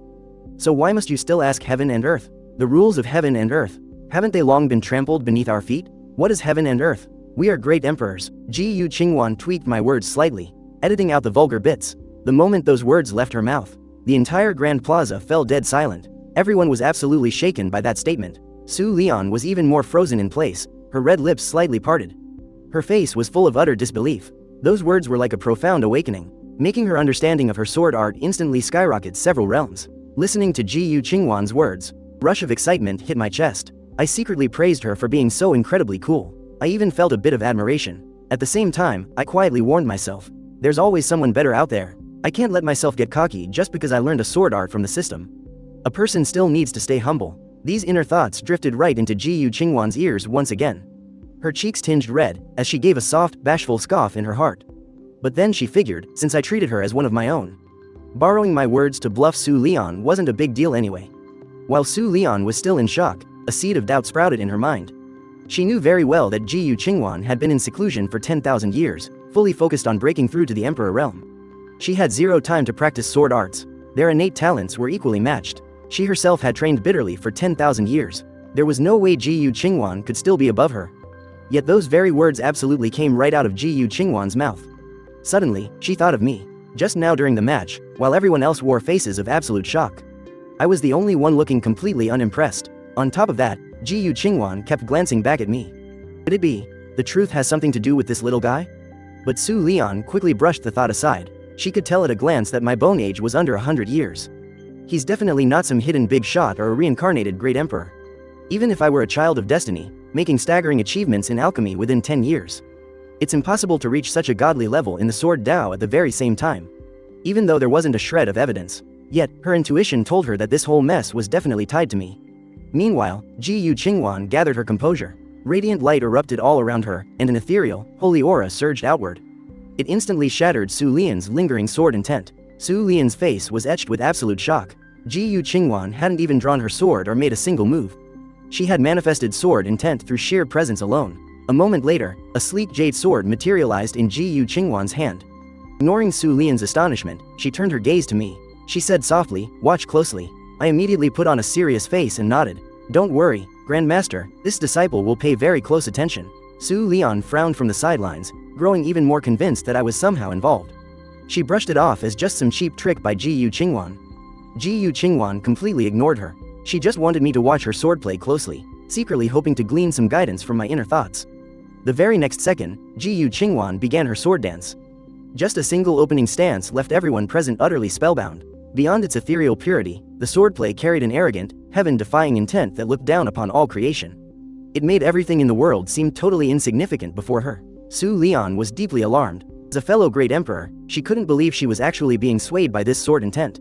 A genuine sense of reverence welled up inside her, and she hurriedly forced the feeling down. Ji Qingwan felt the transformation in her sword intent too, and a wave of pure joy washed over her. She sneaked a glance at me, eager to see my reaction. Only to hear my inner voice echoing, "Wow, Ji Qingwan is just breathtaking. Why am I even watching the swordplay? No sword technique could ever be as beautiful as she is." Ji Qingwan's cheeks flushed red, but she wasn't mad at all. She quickly reined in her thoughts and focused entirely on her technique. Her subsequent moves became increasingly proud and solitary, as elegant as towering peaks and pristine spring snow, leaving everyone with no choice but to gaze up in absolute awe. Once the swordplay concluded, victor had been decided. Ji Qingwan walked right up to the still stunned Su Lian and asked without a shred of emotion, "So, who do you think won?" Su Lian candidly conceded, "You did, of course." She wasn't a sore loser. Besides, during their duels 10,000 years ago, she had always fallen just one step behind Ji Qingwan. Ji Qingwan didn't say much else. She knew perfectly well that her victory was all thanks to my pointers. She wasn't just putting on an act. Suddenly, Su Lian shifted the conversation, saying, "Regarding the secret realm, I assume you and the Jade Pool Holy Land are still in the dark. But we can discuss that in a few days. Right now, I need to go into immediate seclusion. I'll be staying at the Jade Pool Holy Land for the next few days." In reality, she just wanted a chance to investigate whether or not I was the mastermind behind everything. If they wrapped up the secret realm discussion right now, she wouldn't have any excuse to stick around the Jade Pool. Ji Qingwan didn't read too much into it. She just figured Su Lian was being a typical sword fanatic, rushing into isolation to digest the swordplay she had just witnessed. Plus, the secret realm issue wasn't something they could settle quickly anyway. But more importantly, she was obsessing over the sweet and sour spare ribs I cooked, terrified that a late-night meeting would make her miss dinner. Right then and there, she ordered the Jade Pool Holy Lord to arrange a room for Su Lian. Before leaving, Su Lian shot me a long, piercing look. Muttering in her heart, "This little guy is absolutely hiding something." I watched Su Lian walk away. "What is this feeling?" Just then, Ji Qingwan's voice drifted over, "They're already gone. Haven't you stared enough?" I smiled awkwardly. Without another word, Ji Qingwan grabbed the back of my collar and whisked me away toward Shenyang Peak. On the way, she asked nonchalantly, "Did you learn anything just now?" I looked completely blank. Suppressing her exasperation, she asked again, "Did you learn my swordplay?" I quickly laughed it off and showered her with praise. But she cut me off. "Oh, just shut up." Ji Qingwan wasn't actually mad, though. She had already found the true path of her swordplay and was deeply grateful to me. She also knew she couldn't rely on me forever. After we returned to Shenyang Peak, cooked as usual, while Ji Qingwan helped out by preparing the seasonings. A plate of sweet and sour pork ribs left her completely satisfied. That night, Ji Qingwan was resting on her rocking chair, when my inner thoughts drifted into her mind. I was grumbling about how she always slacks off from washing the dishes, secretly vowing to teach her a lesson once my cultivation got stronger. Ji Qingwan found it highly amusing, but when she heard that last line, her cheeks flushed slightly, and she secretly cursed me as a little pervert. Sometime later, I draped a light blanket over Ji Qingwan, yawned, and headed back to my room to sleep. On the way, I was still muttering, "A great emperor probably won't catch a cold anyway," worrying that she'd wake up and think I was an idiot. Ji Qingwan didn't open her eyes, nor did she toss the blanket aside. Instead, she shifted into a more comfortable position, deciding to just sleep out here for the night. She smiled to herself, thinking I was quite thoughtful after all. The next morning, when I woke up, I saw that Ji Yu Qingwan was no longer in her rocking chair. Only the blanket was left behind. I knew she must have gone to lead the Yaoqi disciples in their morning cultivation, and would be back for breakfast soon. Just as I pushed open my door and stretched, the system's notification tone rang in my head. Yesterday's mortal points, 3,000. Reward, special item, Copper of Shoshan. Item has been deposited into the host's Cosmos bag. I was taken aback. Copper of Shoshan? Even though I wasn't exactly an expert on ancient myths, the system had given me plenty of forging manuals, which clearly recorded details of this top-tier material. It was about the length of an arm and felt incredibly heavy in my hands. I weighed the piece of copper, pondering to myself. I had already mastered the artisan's mind from the system to absolute perfection, and I knew exactly the materials, techniques, and process to forge the Xuanyuan sword. I could totally forge a Xuanyuan sword right now, but on second thought, it really didn't seem necessary. 4 or 5 years ago, the system had already rewarded me with a Xuanyuan sword. Whether it was the genuine artifact or not, it was absurdly sharp. Still, I always believed that true power comes from within. Weapons were just accessories, so I tossed that sword into my Cosmos bag, where it had been gathering dust ever since. What really puzzled me, though, was why I got as many as 3,000 mortal points yesterday. I thought back carefully. Yesterday, aside from my usual routine, I only went down the mountain to pick hawthorns for planting, and dealt with Su Lian's visit. Come to think of it, picking seeds and planting them aligns perfectly with the mortal life of sowing in spring and reaping in autumn. That must be why it rewarded a massive amount of mortal points. And as for watching Su Lian and Ji Yu Qingwan duel, the system probably counted that as learning, giving me extra points on top of it. Figuring this out, I actually felt a little bit ashamed of myself. It took me 10 years at the Jade Pool to finally figure out how this system really works. Looking back at how I was only earning 100 or 200 mortal points a day, I can't help but feel a little frustrated. I was just wondering if I should go tend to the vegetable garden at the foot of the mountain today. I've already mastered the divine farmer technique to absolute perfection, after all. Growing veggies is practically effortless now. I don't even have to lift a finger to manage them. Whatever I plant just thrives on its own. Just then, a voice echoed through the courtyard. It wasn't Ji Yu Qingwan who walked in, but Su Lian. She looked as breathtaking as ever today, wearing a sheer black coat. She was absolutely oozing charm. I didn't dare to check her out as casually as I would with Ji Yu Qingwan. After all, Su Lian is notoriously ruthless. Even though I spend all my time up here on Divine Aura Peak, I've still heard the stories about her. Is she off giving a lecture? She asked. I was a bit confused. Didn't Su Lian say she was going into closed-door meditation yesterday? How is she out already? Su Lian fluttered her seductive eyes, walking toward me as she spoke in a smooth, sultry voice. But halfway through her sentence, her eyes locked onto the Mount Shou copper in my hand. Her tone and expression instantly turned dead serious. Looking at me with deep suspicion, she asked, "Little brother, what exactly is that in your hand?" I froze for a second, only then realizing I hadn't put the Mount Shou copper away in time.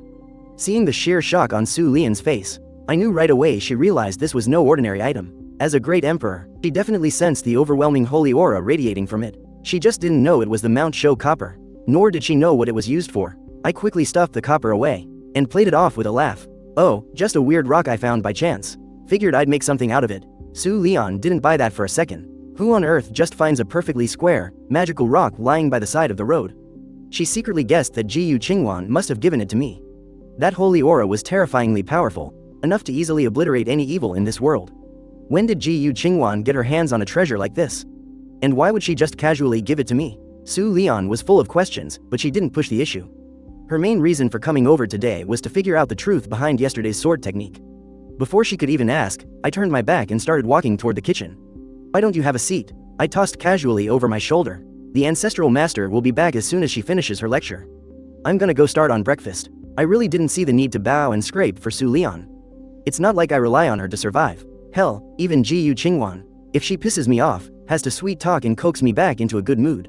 She's absolutely terrified I won't cook dinner for her. Left standing there, Su Lian watched my retreating back as I rudely walked off, raising an eyebrow in surprise.